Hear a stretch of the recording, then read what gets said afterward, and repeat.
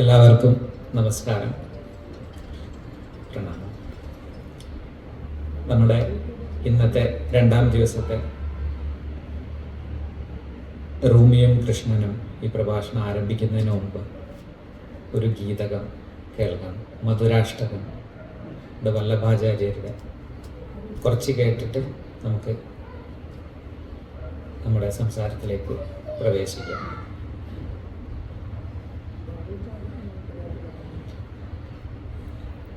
വല്ലഭാചാര്യർ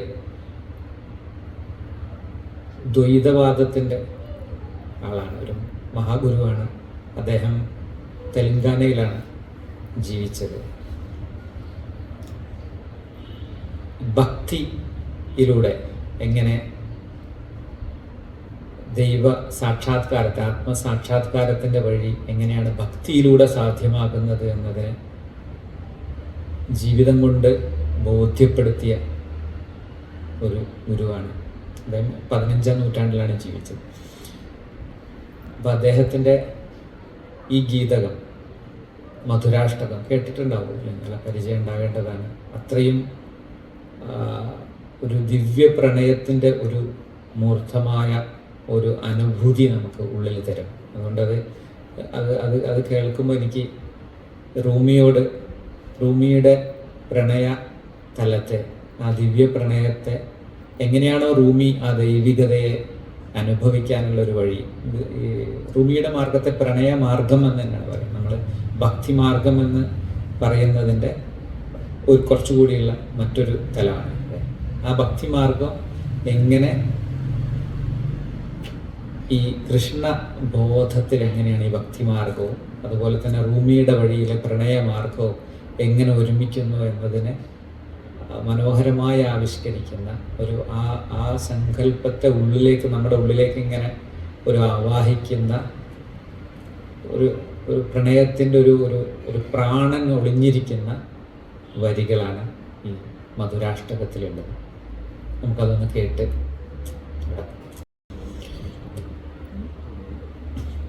ഈ മധുരാഷ്ടകം നേരത്തെ പറഞ്ഞ ദ്വൈതമാണ്. ദ്വൈത സങ്കല്പം അത് അവിടെ അനുരാഗിയും പ്രണയിനിയും ഉണ്ടാകും. ആ പ്രണയഭാചനമായ കൃഷ്ണൻ, അനുരാഗിയായ ആ അന്വേഷി, ഈ രണ്ടുപേരുണ്ടാകുമ്പോൾ അവിടെ പ്രണയത്തിന് സാധ്യതയുള്ളത്. അതുകൊണ്ടാണ് ഈ ദ്വൈതവാദത്തിൽ പറയുന്നത്. ആ ഭക്തിയിൽ എപ്പോഴും ദ്വൈതമായിരിക്കും ആ പ്രണയത്തിൽ. അതിനപ്പുറത്തേക്ക് അതിൻ്റെ ഒരു സംഗമ തലത്തിലാണ് യഥാർത്ഥത്തിൽ അദ്വൈതം സാധ്യമാകുന്നത്. അപ്പം ഇവിടെ പറയുന്നത് ആ പൂർണ്ണ പ്രണയത്തിൽ, ആ പ്രണയഭാചനത്തിൻ്റെ ഓരോന്നും മധുരമാണ്, അല്ലേ? ഓരോ വാക്കും പറയാം, അധരം മധുരമാണ്, നിൻ്റെ മുഖവും നിൻ്റെ ചുണ്ടുകളും നിൻ്റെ കണ്ണുകളും നിൻ്റെ പുഞ്ചിരിയും നിൻ്റെ ഹൃദയവും നിൻ്റെ ഗമനവും എല്ലാം മധുരമല്ലാത്തതൊന്നുമേ ഇല്ല എന്ന് പറഞ്ഞ മധുരാധിപതേ രഖിലം മധുരം. മധുരയുടെ അധിപനായവനെ, മറ്റൊരു വ്യാഖ്യാനം പറയുന്നത് സകല മധുരങ്ങളുടെയും അധിപനായവൻ. എല്ലാ മധുരങ്ങളും, ഈ മധുരം എന്നത് അത്രമേൽ ആ പ്രണയത്തിൻ്റെ എല്ലാ അനുഭവത്തിൻ്റെയും, ഈ രാസലീല എന്നൊക്കെ പറയുന്നത് എല്ലാ അനുഭവങ്ങളുടെയും സമ്പൂർണത, എല്ലാ അനുഭൂതിയുടെയും എല്ലാ ആനന്ദത്തിൻ്റെയും അധിപനായവനെ സകലം മധുരമാണ്. അപ്പം ഈ അനുഭവത്തെ സാധാരണ ജ്ഞാനമാർഗത്തിലോ അതുപോലെ ത്യാഗമാർഗത്തിലൊക്കെ നമുക്ക് അങ്ങനെ എളുപ്പത്തിൽ മനസ്സിലാകുന്നതല്ല. പക്ഷെ ഇവിടെ ഈ കൃഷ്ണബോധത്തിൽ ആ ജ്ഞാനതലം എന്നത് അത് അതീതമായ ഒരു പ്രണയാനന്ദത്തെ കൂടി പകർന്നാണ്. അതുകൊണ്ടാണ് ഇവിടെ ഈ ദ്വൈതികളായ ആളുകൾക്ക് കൃഷ്ണനെ അത്ര ആഴത്തിൽ അതിനോടിങ്ങനെ ഹൃദയം കൊണ്ടിങ്ങനെ രമിക്കാൻ പറ്റുന്നത്. ഇതുപോലെ ഈ ഏതൊരു ഗുരുവാണ് ഇപ്പോൾ കൃഷ്ണൻ എന്ന ആ പരമപ്രണയഭാചനത്തിൻ്റെ പരമബോധത്തിൻ്റെ പ്രതീകമാണ് നമ്മൾ പറഞ്ഞത്. ഏതൊരു ഗുരുവിനെയും ഇങ്ങനെയാണ് സമീപിക്കുക. ആ സമീപനത്തിൽ ആ പ്രണയഭാചനം സമ്പൂർണമായി കഴിഞ്ഞാൽ അവിടെ മധുരമല്ലാത്തതൊന്നുമേ ഇല്ല. ഉറുദുവിൽ അബ്ദുർ റൌഫ് റൌഫി എന്ന് പറഞ്ഞ ആളുടെ ഒരു കവിതയുണ്ട്. ഈ പ്രവാചകനെ കുറിച്ച് പറയുന്നത് മീഠ മീഠ ഹെ മേരെ മുഹമ്മദ് കെ നാം എന്ന് പറയുന്നുണ്ടായിരുന്നത്. എൻ്റെ മുഹമ്മദിൻ്റെ നാമം ഇത്രമേൽ മധുരതരമാണ്, ആ നാമം തന്നെ മധുരം, ആ ജീവിതം തന്നെ മധുരം, ആ മുഖം തന്നെ മധുരം. ഇങ്ങനെ ഈ മധുരത്തെക്കുറിച്ച് പറയുന്ന ഈ അനുരാഗികളുടെ ഈ അനുഭൂതിയെയും അനുഭവത്തെയും പറയാനാണ്. അത് ആ ഭാവത്തെ പൂർണ്ണമായിട്ടും ബോധ്യപ്പെടുത്താനാണ്. അതിൻ്റെ ഒരു പരകോടിയാണ് റൂമി മസ്നബിയിൽ പറയുന്ന ഒരു വാക്കുണ്ട്, ജുംല മഅ്ശൂഖസ്ത് ആശിഖ് പർദയി സിന്ദ മഅ്ശൂഖസ്തോ ആശിഖ് മുർദയി. പറയുന്നത് പ്രണയഭാചനമാണ് സർവം, പ്രണയഭാചനമേ ഉള്ളൂ യഥാർത്ഥത്തിൽ. അത് ഇതിൻ്റെ ഒരു ഈ ദ്വൈത തലത്തിൽ നിന്ന് അദ്വൈതത്തിലേക്ക് എത്തുന്നത് എങ്ങനെയെന്നുള്ളത് മനസ്സിലാക്കി തരാം. ഈ ദ്വൈതമാണ് ആദ്യം. അതുകൊണ്ട് ഈ മുസ്ലിം ചിന്തകന്മാരായ ആളുകൾ, ഫിലോസഫേഴ്സായ ആളുകൾക്ക് ഈ വല്ലഭാചാര്യരുടെ ഈ തലം എളുപ്പം മനസ്സിലാകും. കാരണം അത് ദ്വൈതത്തിലാണ് ഇരിക്കുന്നത്, സൃഷ്ടിയും സൃഷ്ടാവും എന്ന അത് സെമിറ്റിക് ധാര എളുപ്പത്തിൽ മനസ്സിലാകും. പക്ഷേ ഈ മിസ്റ്റിസിസത്തിൻ്റെ പൂർണ്ണതയുള്ള ഒരു അദ്വൈത വേദാന്ത തലത്തിലേക്ക് എത്തുമ്പോൾ ഇപ്പോൾ റൂമി പറയുന്ന ഈ ബോധത്തെ എളുപ്പം മനസ്സിലാവും. അവിടെ പറഞ്ഞ ജുംല മഅ്ശൂഖസ്ത്, പ്രണയഭാചനമാണ് സർവം, അതായത് സർവവും പ്രണയഭാചനമേ ഉള്ളൂ. ആഷിഖ് പർദയിന്ന്, അനുരാഗി എന്ന് പറയുന്നത് ഒരു പർദ മാത്രമാണ്, ഒരു മറ മാത്രമാണ്. ഇതൊരു താൽക്കാലികമായിട്ടുള്ള ഒരു മറ മാത്രമാണ് അനുരാഗി എന്നത്. മഅ്ശൂഖ് മാത്രമേ ഉള്ളൂ, പ്രണയഭാചനം മാത്രമേ ഉള്ളൂ. പിന്നെ പറയാം സിന്ദ മഅ്ശൂഖസ്ത്, ഈ പ്രണയഭാചനത്തിന് മാത്രം, ഈ പരമബോധത്തിന് മാത്രമേ ജീവനുള്ളൂ. ചേതനയുറ്റത് ഏതാണ്? അതിത് മാത്രമാണ് എന്ന് പറയാം. ആഷിഖ് മുർദയി, അനുരാഗി വെറും മൃതമാണ്, അനുരാഗി എന്നത് ഇല്ലാത്തതാണ്. ആ ഇല്ലാത്തതിനെ മനസ്സിലാക്കണമെങ്കിൽ ഈ ദ്വൈതത്തിൽ നിന്ന് അദ്വൈതത്തിലേക്ക് എത്തണം, ആ ഏകതയിലേക്ക്. അതിനെ സൂഫി ഭാഷയിൽ അതിന് തൗഹീദ് എന്ന് പറയും. ആ തൗഹീദിൻ്റെ ആ പരമാനുഭവത്തെ വഹദത്തുൽ വുജൂദ് എന്ന് സൂഫികൾ പറയും. വഹദത്തുൽ വുജൂദ് ഇന്നലെ പറഞ്ഞു, ആ വൺനെസ് ഇൻ എക്സിസ്റ്റൻസ്. ആ വൺനെസ്സിലേക്ക്, ആ ഏകതയെ നമ്മൾ സമ്പൂർണമായി അനുഭവിച്ചറിയണമെങ്കിൽ ഈ പരമമായത് മാത്രമേ ഉള്ളൂ എന്നും ഈ അന്വേഷി ഇല്ലാത്തതാണെന്നും അറിയണം. അത് അവിടെ അത് പ്രണയത്തിൽ നിന്ന് പ്രണയഭാചനം മാത്രമാകുന്ന അവസ്ഥ. അത് കുറച്ച് അത്ര എളുപ്പമല്ല. അതുകൊണ്ട് തന്നെ ഭഗവത്ഗീതയുടെ വ്യാഖ്യാനത്തിൽ ശങ്കരാചാര്യരുടെ ഗീതാഭാഷ്യം അത് ഇതിനെ തന്നെ പൂർണ്ണമായിട്ടും വേദാന്തത്തെ അല്ലെങ്കിൽ അദ്വൈതത്തെ സ്ഥാപിക്കുന്നതാണ്. ഇദ്ദേഹത്തിൻ്റെതോ വല്ലഭാചാര്യർ അതിനെ തന്നെ ദ്വൈതത്തിലേക്ക് കൊണ്ടുവന്നു. അങ്ങനെ ഓരോ ആളുകളും അതിനെങ്ങനെയാണോ സമീപിക്കുന്നത്, ആ സമീപനമാണ് ഇതിൽ വ്യത്യാസം ഉണ്ടാക്കുന്നത്. ഓരോ മനുഷ്യരും എങ്ങനെയാണോ, അവരുടെ ബോധം എങ്ങനെയാണോ, ആ ബോധത്തിനനുസരിച്ചാണ് എല്ലാം ഉണ്ടാവുക. ഏതൊരു ബോധത്തിൽ എത്തി നിൽക്കുന്നോ ആ ബോധത്തെ പ്രകാശിപ്പിക്കുന്നതാണ് വ്യാഖ്യാനങ്ങൾ. അപ്പോൾ നമ്മൾ ഭഗവത്ഗീതയുടെ പല വ്യാഖ്യാനങ്ങളിലൂടെ നമ്മൾ കടന്നു പോകുമ്പോൾ നമുക്ക് മനസ്സിലാവും, ഓരോരുത്തരും ഓരോ തലത്തിലാണ്. ഇപ്പോൾ ഗാന്ധിജിയുടെ ഗുജറാത്തിയിലുള്ള വ്യാഖ്യാനമുണ്ട്. ആ ഗുജറാത്തിയിലുള്ള വ്യാഖ്യാനം അഹിംസയെ പ്രോത്സാഹിപ്പിക്കുന്നതാണ്. ഗീതയുടെ സ്വരങ്ങൾ തന്നെ, അതേ വചനങ്ങൾ തന്നെ അതിനെ മനോഹരമായിട്ട് അഹിംസയിലേക്ക് എത്തും. അതേസമയം പോരാട്ട വീര്യം ഉണ്ടാക്കേണ്ട ഘട്ടത്തിൽ, സ്വാതന്ത്ര്യ സമര ഘട്ടത്തിൽ ബാലഗംഗാധര തിലകൻ അതിനെ കുറച്ചുകൂടി പോരാട്ട വീര്യം ഉണർത്തുന്ന രീതിയിൽ കൊടുത്തു, വിവേകാനന്ദൻ കൊടുത്തു. ഇങ്ങനെ ഓരോരുത്തരും എങ്ങനെയാണ് ഈ ഭഗവത്ഗീതയുടെ ഒരു സാധ്യത തന്നെ അതാണെന്ന് ഓഷോ പറയുന്നുണ്ട്. ഓഷോ അഷ്ടാവക്ര ഗീതയുടെ വ്യാഖ്യാനത്തിൽ പറയുന്നുണ്ട്, അഷ്ടാവക്ര ഗീതയുടെ പ്രത്യേകത എന്ന് പറഞ്ഞാൽ അത് 2 2 4 കൃത്യമാണ്, മാത്തമാറ്റിക്കലാണ്. ഈ വേദാന്തത്തിൻ്റെ ഒരു ഘട്ടം അങ്ങനെയാണ്, കൃത്യമാണ്, ക്ലിഷ്ടമാണ്. അതേസമയം ഭഗവത്ഗീതയിലേക്ക് വരുമ്പോൾ അത് ചിലപ്പോൾ 2 2 5 ആകും, ചിലപ്പോൾ അത് 3 ആകും. അതിൻ്റെ ഒരു അപാരമായ സാധ്യതയാണ്. ആ സാധ്യത ഉണർത്തുന്നത് ഇത് തന്നെയാണ്. ഇതേ സംഗതി തന്നെയാണ് ഇന്നലെ നമ്മൾ പറഞ്ഞ അബ്ദുറഹ്മാൻ ചിശ്തി. അദ്ദേഹം ഖുർആനിനോട് ചേർത്തിട്ടാണ് ഭഗവത്ഗീതയെ വ്യാഖ്യാനിക്കുന്നത്. ഈ ഖുർആനിൻ്റെയും പ്രത്യേകത അത് തന്നെയാണ്. ഇത് രണ്ടും കൂടി ചേർത്ത് മനസ്സിലാക്കുമ്പോൾ മനസ്സിലാക്കും. ഖുർആനിനെ ഒരുപാട് ആളുകൾ പല തലത്തിൽ വ്യാഖ്യാനിച്ചിട്ടുണ്ട്. പിന്നെ പൊളിറ്റിക്കലായിട്ട് വ്യാഖ്യാനിച്ചിട്ട്, നേരത്തെ പറഞ്ഞ ഈ പോരാട്ട വീര്യത്തിൻ്റെ ഒരു തീവ്രതയിലേക്ക് കൊണ്ടുപോയ ആളുകളുണ്ട്. അങ്ങനെ സാമൂഹികമായിട്ട് വ്യാഖ്യാനിച്ച ആളുകളുണ്ട്. പല തലത്തിലേക്ക് അതിനെ കൊണ്ടുപോയിട്ടുണ്ട്. പക്ഷെ അതേസമയം ഇബ്നു അറബിയെ പോലെ, റൂമിയെ പോലുള്ള ആളുകൾ, സൂഫികളായ ആ ജ്ഞാനബോധം, ആ ബോധപ്രാപ്തരായ ആളുകൾ, അവർ ഖുർആനെ സമീപിച്ചത് അത് ഏറ്റവും പൂർണ്ണമായ ആ വഹദത്തുൽ വുജൂദിൻ്റെ, ആ ഏകത്വത്തിൻ്റെ, ആ ഏകതയെ ബോധ്യപ്പെടുത്താൻ. ആ ഏകതയിൽ ഈ നേരത്തെ പറഞ്ഞ ജുംല മഅ്ശൂഖസ്ത ആഷിഖ് പർദൈ എന്ന് പറയുന്നത്. ഈ അനുരാഗി എന്ന് പറയുന്നത് ഇല്ലാത്തതാണെന്നും പ്രണയഭാചനം മാത്രമാണുള്ളത് എന്നും ബോധ്യപ്പെടുത്തുന്ന ഒരു സ്ഥലത്താണ് അത് പറഞ്ഞത്. ആ തലത്തിലേക്ക്, ആ ബോധത്തിലേക്ക് ഉണർത്താനാണ് ഈ വേദങ്ങൾ, ഈ വേദഗ്രന്ഥങ്ങൾ. അതിനെ കൃത്യമായിട്ട് ഗുരുവഴികളിലൂടെ നമ്മൾ അറിഞ്ഞിട്ടില്ലെങ്കിൽ പലപ്പോഴും അത് വഴിതെറ്റി പോകാനും സാധ്യതയുണ്ട്. അതുകൊണ്ടാണ് ഈ ആളുകൾ, ഇപ്പം നമ്മൾ ഇതിൽ പറഞ്ഞ ഭഗവത്ഗീതയുടെ പല വ്യാഖ്യാനങ്ങൾ പല തലത്തിൽ കൊണ്ടുവന്നിട്ടുണ്ട്. ആ പല തലത്തിൽ പറയപ്പെട്ട വ്യാഖ്യാനങ്ങൾ അത്രയും എന്താണ്, പിന്നെ മാധ്വാചാര്യരുടേതുണ്ട്, നമ്മൾ ശുദ്ധാദ്വൈതത്തിൻ്റെ, അതുപോലെ തന്നെ ദ്വൈത തലത്തിൽ, ഇതെല്ലാം ഓരോ തലത്തിലും വ്യാഖ്യാനിക്കപ്പെടുന്നത് അവരുടെ ബോധത്തിനനുസരിച്ചാണ്. ഈ ബോധം തന്നെയാണ് ഇത്തരത്തിലുള്ള വേദഗ്രന്ഥങ്ങളിലെല്ലാം ഉള്ളത് എന്ന് നമ്മൾ ആദ്യം മനസ്സിലാക്കേണ്ടതാണ്. ആ മനസ്സിലാക്കലിന് ശേഷം മാത്രമേ നമുക്ക് ഇത് ഏത് തലത്തിലാണ് ഇതിനെ വായിക്കപ്പെടേണ്ടത് എന്ന് മനസ്സിലാക്കും. അതുകൊണ്ടാണ് ഞാൻ ഇന്നലെ എന്തുകൊണ്ട് കൃഷ്ണനും റൂമിയും എന്ന ഒരു കോൺസെപ്റ്റ് പറയാനുള്ള കാരണം. അതിൻ്റെ ബോധത്തിലാണ്. ഇപ്പം അദ്വൈത ബോധത്തിൽ ഇരിക്കുന്ന ഒരാൾക്ക് മാത്രമേ ഒരു സൂഫിയെ ഉൾക്കൊള്ളാനാവുള്ളൂ, റൂമിയെ ഉൾക്കൊള്ളാനാവുള്ളൂ. ആ റൂമി പറയുന്ന പ്രണയം എന്തെന്ന് സാധാരണ ആളുകൾ റൂമിയുടെ പ്രണയ വചനങ്ങൾ എടുത്ത് ഏറ്റവും കാൽപ്പനികമായ, മാനുഷികമായ ദേഹകാമനകളുടെ തലത്തിലേക്ക് കൊണ്ടുപോകാം. ഇത് തന്നെ വിശുദ്ധ വേദങ്ങളെല്ലാം കൊണ്ടുപോകും. അവരെല്ലാം അവരുടെ താല്പര്യങ്ങൾക്കനുസരിച്ച് കൊണ്ടുപോകും. പക്ഷെ അതിൻ്റെ പൊരുളറിഞ്ഞ ഗുരുക്കന്മാർക്ക് അത് അറിയാം, അത് എങ്ങനെയാണ് അത് നൽകേണ്ടത്. അതുകൊണ്ടാണ് ഈ വേദഗ്രന്ഥങ്ങൾ നമ്മൾ ഗുരുവിൽ നിന്ന്, ഗുരുക്കന്മാരിലൂടെ തന്നെ അറിയണമെന്ന് പറയാൻ കാരണം. ഗുരുക്കന്മാരിലൂടെ അല്ലാതെ ഗ്രന്ഥങ്ങളിലൂടെ പഠിക്കുമ്പോൾ നമുക്ക് സംഭവിക്കുന്നത് അത് പലപ്പോഴും നമ്മുടെ ഏറ്റവും സാമാന്യമേ, ഏറ്റവും താഴ്ന്ന ബോധത്തിൽ അതിനെ വ്യാഖ്യാനിക്കപ്പെടും.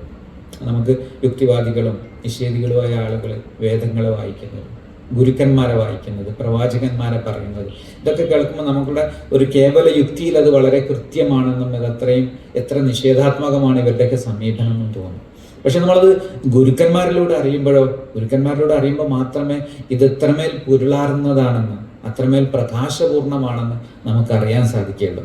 അതുകൊണ്ടാണ് ഇവിടെ ആ പറഞ്ഞ ഈ കൃഷ്ണൻ്റെ ഓടക്കുഴലും റൂമിയുടെ പുല്ലാങ്കുഴലും, ഇത് രണ്ട് ഒന്നൊരു പേർഷ്യൻ സംസ്കൃതിയുടെ ഒരു ഭാഗത്ത് നിന്ന് വരുന്നതാണ്. ആ പുല്ലാങ്കുഴലിൻ്റെ വാദനം. കൃഷ്ണൻ്റെ ഓടക്കുഴൽ അതൊരു ഭാരതീയ സംസ്കൃതിയുടെ ഒരു ബോധത്തിൽ നിന്നുണ്ടാകുന്നതാണ്. നമ്മളെപ്പോഴും പറയുന്ന ഒരു കഥയുണ്ട്. ഒരിക്കൽ രാധ കൃഷ്ണനോട് പറഞ്ഞു, എനിക്ക് നിൻ്റെ ഈ ഓടക്കുഴലായാൽ മതി. അപ്പോൾ കൃഷ്ണൻ പറഞ്ഞു, കാരണം അതെപ്പോഴും നിന്റെ ചുണ്ടോടൊത്ത് ചേർന്നിട്ടുണ്ടാവുമല്ലോ എന്ന് പറഞ്ഞു. അപ്പോൾ കൃഷ്ണൻ പറഞ്ഞു, അതാണ് ഏറ്റവും ബുദ്ധിമുട്ടായിട്ടുള്ളത്. ഒരു ഓടക്കുഴലാവുക എന്നതാണ് ഏറ്റവും പ്രയാസം. കാരണം അതിൻ്റെ ഉള്ളം പൊള്ളയാകണം. നിന്റെ അഹന്തയുടെ ഭാരം അത്രയും ഒഴിഞ്ഞ് ആ സമ്പൂർണമായ സമർപ്പണത്തിലേക്ക് എത്താൻ, പൂർണ്ണമായിട്ടും വീണ അകമങ്ങ് ഒഴിഞ്ഞ ഒരാൾക്ക് മാത്രമേ ഒരു ഓടക്കുഴൽ പോലെ ആവാൻ പറ്റുള്ളൂ, ഓടക്കുഴലായിട്ട് പാടാൻ സാധിക്കുകയുള്ളൂ. അപ്പോൾ മാത്രമേ, കഴിഞ്ഞ ദിവസം നമ്മൾ പറഞ്ഞ ആ ഓടക്കുഴലിലൂടെ ദൈവികതയുടെ ദിവ്യശ്രുതികൾ ഇങ്ങനെ ആ രംഗാതുരമായി ആലപിക്കപ്പെടണമെങ്കിൽ നമ്മുടെ അകം ഒഴിയണം സമ്പൂർണമായിട്ട്. അങ്ങനെ ആ ഓടക്കുഴലാവുക എന്നത് അത്രയും സാഹസമാണെന്ന് കൃഷ്ണൻ രാധയെ ബോധ്യപ്പെടുത്താൻ. ആ തലത്തിലേക്ക് സാധാരണ പറയാറുണ്ട്, വേദനയുടെ 7 മുറിവുകളിലൂടെയാണ് ഈ സ്വരരാഗങ്ങൾ ഓടക്കുഴലിൽ പാടപ്പെടുന്നത്.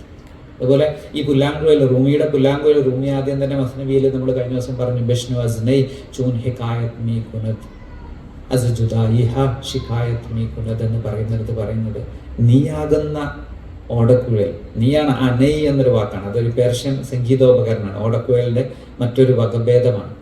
പുല്ലാങ്കുഴൽ നമ്മൾ മലയാളത്തിൽ പരിഭാഷപ്പെടുത്തും.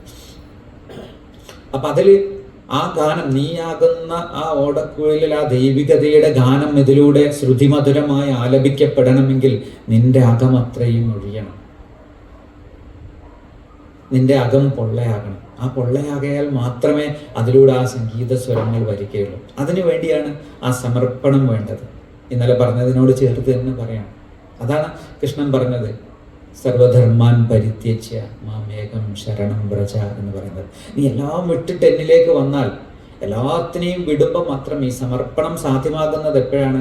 നമ്മുടേതായ ബോധതലത്തിലെ ഉള്ളിലുള്ള ഓരോന്നും നമ്മളെ കണ്ടീഷൻ ചെയ്യപ്പെട്ടതാണ്. നമ്മളിങ്ങനെ കാലാകാലങ്ങളായിട്ട് നമ്മുടെ അറിവുകൾ കൊണ്ട്, നമ്മുടെ ചിന്ത കൊണ്ട്, നമ്മുടെ ചരിത്രം കൊണ്ട്, നമ്മുടെ വഴികളിലൂടെ ഇങ്ങനെ കണ്ടീഷൻ ചെയ്യപ്പെട്ട ഓരോന്നും ഇങ്ങനെ സമ്പൂർണമായും ഒഴിഞ്ഞ് എല്ലാത്തിനെയും അങ്ങ് വിടുമ്പോഴാണ്, അല്ലേ? എല്ലാം പരിത്യജിക്കുമ്പോഴാണ്, എല്ലാ ധർമ്മങ്ങളും അങ്ങ് പരിത്യജിച്ചിട്ട് മാമേകം ശരണം വ്രജ, എന്നിൽ മാത്രം ശരണം പ്രാപിക്കുമ്പോഴേ നീ ആ മാ ശുജഹ എന്ന് പറയുന്ന ആ ദുഃഖമില്ലാത്ത അവസ്ഥയിലേക്ക് എത്തുള്ളൂ.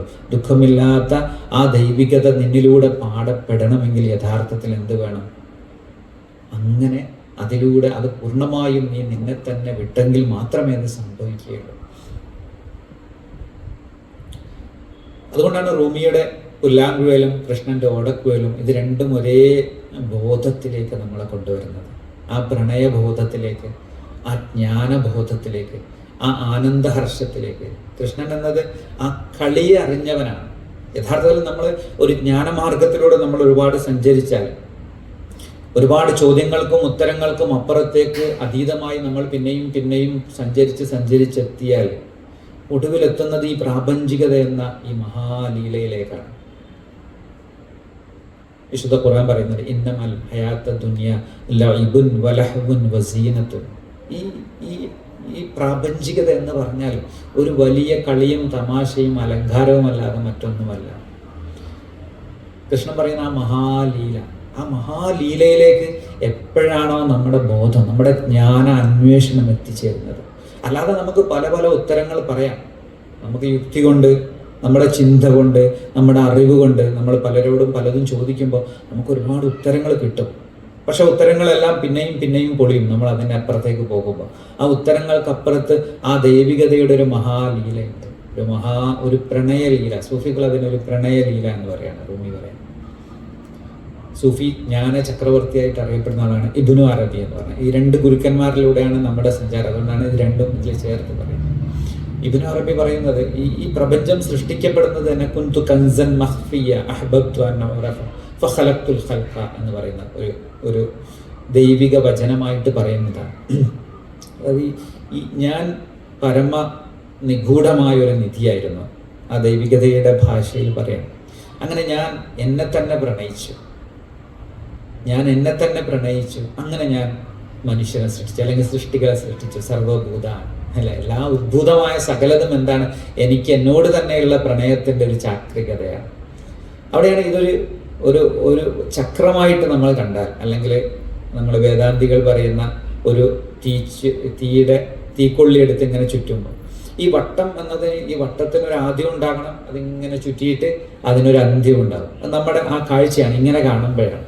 യഥാർത്ഥത്തിൽ അതിലേക്കോ എത്തിയാലോ അതിന് ആദ്യവുമില്ല, അല്ലേ? ഒരൊറ്റ പോയിന്റ്, ആ പോയിന്റ് തന്നെയാണുള്ളത്. അവിടെ ഏകമാണ്, ആ ദ്വൈതമാണ്, ആ തൗഹീദിന്റെ പൂർണ്ണതയാണ് ആ ബോധത്തിൽ. അതേസമയം ഈ തുടക്കുന്ന ബിന്ദു, ഈ ബിന്ദു അവിടുന്ന് യാത്ര തുടങ്ങിയിട്ട് അടുത്ത ആ അവസാന ബിന്ദുവിലേക്ക് എത്തേണ്ടതുണ്ട്. അവിടെ എന്തുണ്ട്? ആദ്യമുണ്ട്, അവസാനമുണ്ട്. രണ്ട് ബിന്ദുക്കൾ ചേരാനുള്ള ഒരു പ്രയാണമുണ്ട്, അല്ലേ? ഒരു വട്ടമുണ്ട്. കുറച്ചൊരു ഫിലോസോഫിക്കലാണ്. അപ്പോൾ അവിടെയാണ് എന്ത് വരുന്നത്? ദ്വൈതം വരുന്നത്. ഇത് സൂക്ഷ്മമായിട്ട് അതിനെ മനസ്സിലാക്കും. അപ്പോൾ ഈ രണ്ട് തലത്തെയും അവിടെ ഈ ആദ്യത്തിന് അന്ത്യത്തിലേക്ക് എത്താനുള്ള അതിൻ്റെ ഒരു ലോങ്ങിങ് ഉണ്ടാവും, അതിൻ്റെ ഒരു വാഞ്ച ഉണ്ടാവും. അതാണ് ആ പ്രണയമായിട്ട്, ഭക്തിയായിട്ട് പറയുന്നത്. ഈ ഭക്തിയുടെ സ്ഥലത്ത് പിന്നെ ഇദ്ദേഹം പറയുന്നുണ്ട്. കഴിഞ്ഞ ദിവസം നമ്മൾ പറഞ്ഞു ഈ വഴിയിൽ നിത്യചൈതന്യതി, ഞാൻ ഇന്നലത്തെ ഇംഗ്ലീഷ് അതിൽ പറഞ്ഞിരുന്നു. ഈ ബോധത്തെ നമ്മൾ പറഞ്ഞ റൂമിയെയും കൃഷ്ണനെയും ഹൃദയത്തിൽ അതിൻ്റെ ഏറ്റവും അഗാധതയിൽ സമന്വയിപ്പിക്കാൻ പ്രേരണ നൽകിയ മഹാഗുരുവാണ് ഗുരു നിത്യചൈതന്യതി. അദ്ദേഹമാണ് മസ്നബി ആദ്യത്തിൽ മലയാളത്തിൽ റൂമിയെ പരിചയപ്പെടുത്തി മലയാളത്തിൽ കൊണ്ടുവന്നത്. അതുപോലെ തന്നെ അദ്ദേഹത്തിൻ്റെ തന്നെ ഇതാണ് ഖുർആൻ ഒരു ഹൃദയാഞ്ജലി എന്ന് പറഞ്ഞിട്ട് അതിനെ കൊണ്ടുവന്നതും ഇദ്ദേഹം തന്നെയാണ്. അങ്ങനെ അദ്ദേഹം ഇതിനെക്കുറിച്ച് പറയുന്ന ഒരു ഭാഗമുണ്ട്. ആ ഭാഗത്തിൽ അദ്ദേഹം പറയാണ്, നിന്റെ പ്രാണപ്രിയൻ നിന്നെ വരവേൽക്കുവാൻ വേണ്ടി നിന്റെ പ്രാണപ്രിയൻ പൂർണ്ണമായിട്ടും നിന്നിലേക്ക് നിന്നെ കാത്തുകാത്തിരിക്കുന്ന ആ നിമിഷത്തിൽ നീ ആ പ്രാണപ്രിയന്റെ പാദധൂളികളെടുത്ത് നെറ്റിയിൽ അണിയുകയാണോ എന്ന് ചോദിക്കുന്നുണ്ട്. അതൊരു പ്രണയാർദ്രമായൊരു ഭാവമാണ്. നമ്മൾ ആ ഭക്തിയുടെ മറ്റൊരു തലമാണ്. അതിൽ പൂർണ്ണമായും സമർപ്പിച്ചുകൊണ്ട് ആ പാദധൂളികളെടുത്ത് നെറ്റിയിൽ അണിയിക്കാൻ പറ്റും. അതേസമയം ഈ പ്രാണപ്രിയൻ, ഈ ഭഗവാൻ എന്തിനാണ് കാത്തിരിക്കുന്നത്? നിന്നെ പൂർണ്ണമായും ആശ്ലേഷിക്കാനാണ്. അത്രമേൽ പ്രണയാർദ്രമായ ഒരു പ്രണയാശ്ലേഷത്തിന് വേണ്ടി നിന്നെ കാത്തിരിക്കുമ്പോൾ ആ പ്രണയഭാജനത്തിന് മുന്നിൽ പോയിട്ട് നീ ആ പാദധൂളികളെടുത്ത് നെറ്റിയിൽ അണിയുമ്പോൾ ഉണ്ടാകുന്നൊരവസ്ഥയുണ്ടല്ലോ. ഇതുപോലെയാണ് നീ ചെയ്തുകൊണ്ടിരിക്കുന്നതെന്ന് ഗുരു നിത്യചൈതന്യ റൂമിയെ ഉദ്ധരിച്ചുകൊണ്ട് ഇങ്ങനെ പറയുന്നുണ്ട്. അപ്പോൾ ആ തലത്തിൽ ഇതിനെ രണ്ട് ഭാഷയിൽ, രണ്ട് ബോധത്തിൽ കാണാം. ആ കാണുന്ന ബോധത്തിനനുസരിച്ചാണ് നമ്മൾ അതിൻ്റെ ഉയർന്നൊരു പ്രണയാർദ്രമായ ബോധത്തിലേക്ക് പ്രവേശിക്കുമ്പോൾ അവിടെ രണ്ടില്ലാത്ത വിധം ഒന്നായിത്തീരും. അതുകൊണ്ട് റൂമി എപ്പോഴും പറയുന്ന ഒരു കഥയുണ്ട്, നമ്മൾ ഉദ്ധരിക്കുന്ന കഥ. ഒരിക്കലൊരു കാമുകൻ കാമുകിയുടെ വാതിലിൽ മുട്ടി. എന്നിട്ട് അപ്പോൾ അകത്തുനിന്ന് ചോദിച്ചു, ആരാണ് എന്ന് ചോദിച്ചു. അപ്പോൾ പറഞ്ഞു, ഞാനാണ്, വാതിൽ തുറക്കുക എന്ന് പറഞ്ഞു. അങ്ങനെ പക്ഷേ വാതിൽ തുറന്നില്ല. വാതിൽ തുറക്കാതിരുന്നപ്പോൾ ഈ കാമുകന് വളരെ പ്രയാസമുണ്ടായി. എന്തുകൊണ്ടായിരിക്കും വാതിൽ തുറക്കാത്തതെന്നുള്ള അന്വേഷണം ഉണ്ടായി. അങ്ങനെ കുറേ കാലം അലഞ്ഞു, എന്തുകൊണ്ടായിരിക്കും. അങ്ങനെ കാലങ്ങൾക്ക് ശേഷം ഒരുപാട് അറിവുകളും ബോധങ്ങളൊക്കെ മാറിയതിന് ശേഷം വീണ്ടും വന്ന് വാതിൽ മുട്ടി. അപ്പം അങ്ങനെ വാതിൽ മുട്ടിയപ്പോൾ വീണ്ടും വാതിൽ മുട്ടിയെ ചോദിച്ചു, ആരാണ് വന്നതെന്ന് ചോദിച്ചു. അപ്പോൾ പറഞ്ഞു, ഞാനാണ്, ഞാൻ തന്നെയാണ് വാതിൽ തുറക്കുമെന്ന് പറഞ്ഞു. അപ്പോഴും വാതിൽ തുറന്നില്ല.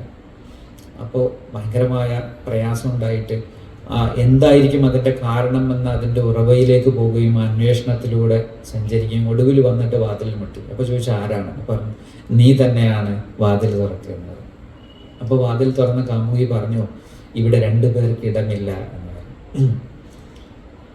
അപ്പം 2 പേർക്ക് ഇടമില്ലാത്ത വിധം ഒന്നായിത്തീരുന്ന ആ വണ്ണസാണ്, ആ ഏകതയാണ് റൂമിയും അതുപോലെ തന്നെ കൃഷ്ണബോധത്തിൻ്റെ പ്രണയ തലവും നമ്മൾ ബോധ്യപ്പെടുത്തുന്നത്. അതുകൊണ്ടാണ് ആ തലത്തെ രണ്ടിനെയും അതിനോട് ചേർത്ത് പറയുന്നത്. ഇതോട് ചേർത്ത് ഒരു കഥ ഓർമ്മ വന്നത്,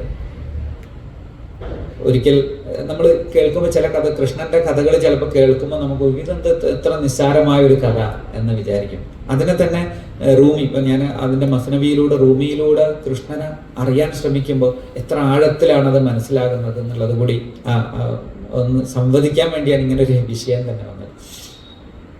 ഒരിക്കലും കൃഷ്ണനോട് ഗോപികമാർ ചോദിക്കുന്നുണ്ട്, നിനക്ക് എന്താണ് ഇത്ര കൂടുതൽ, രാധയോട് എന്താണ് ഇത്ര കൂടുതൽ ഇഷ്ടം, എന്ത് കാര്യമാണ്, ഞങ്ങളെക്കാൾ എന്ത് പ്രത്യേകതയാണുള്ളതെന്ന് ചോദിക്കുന്നു.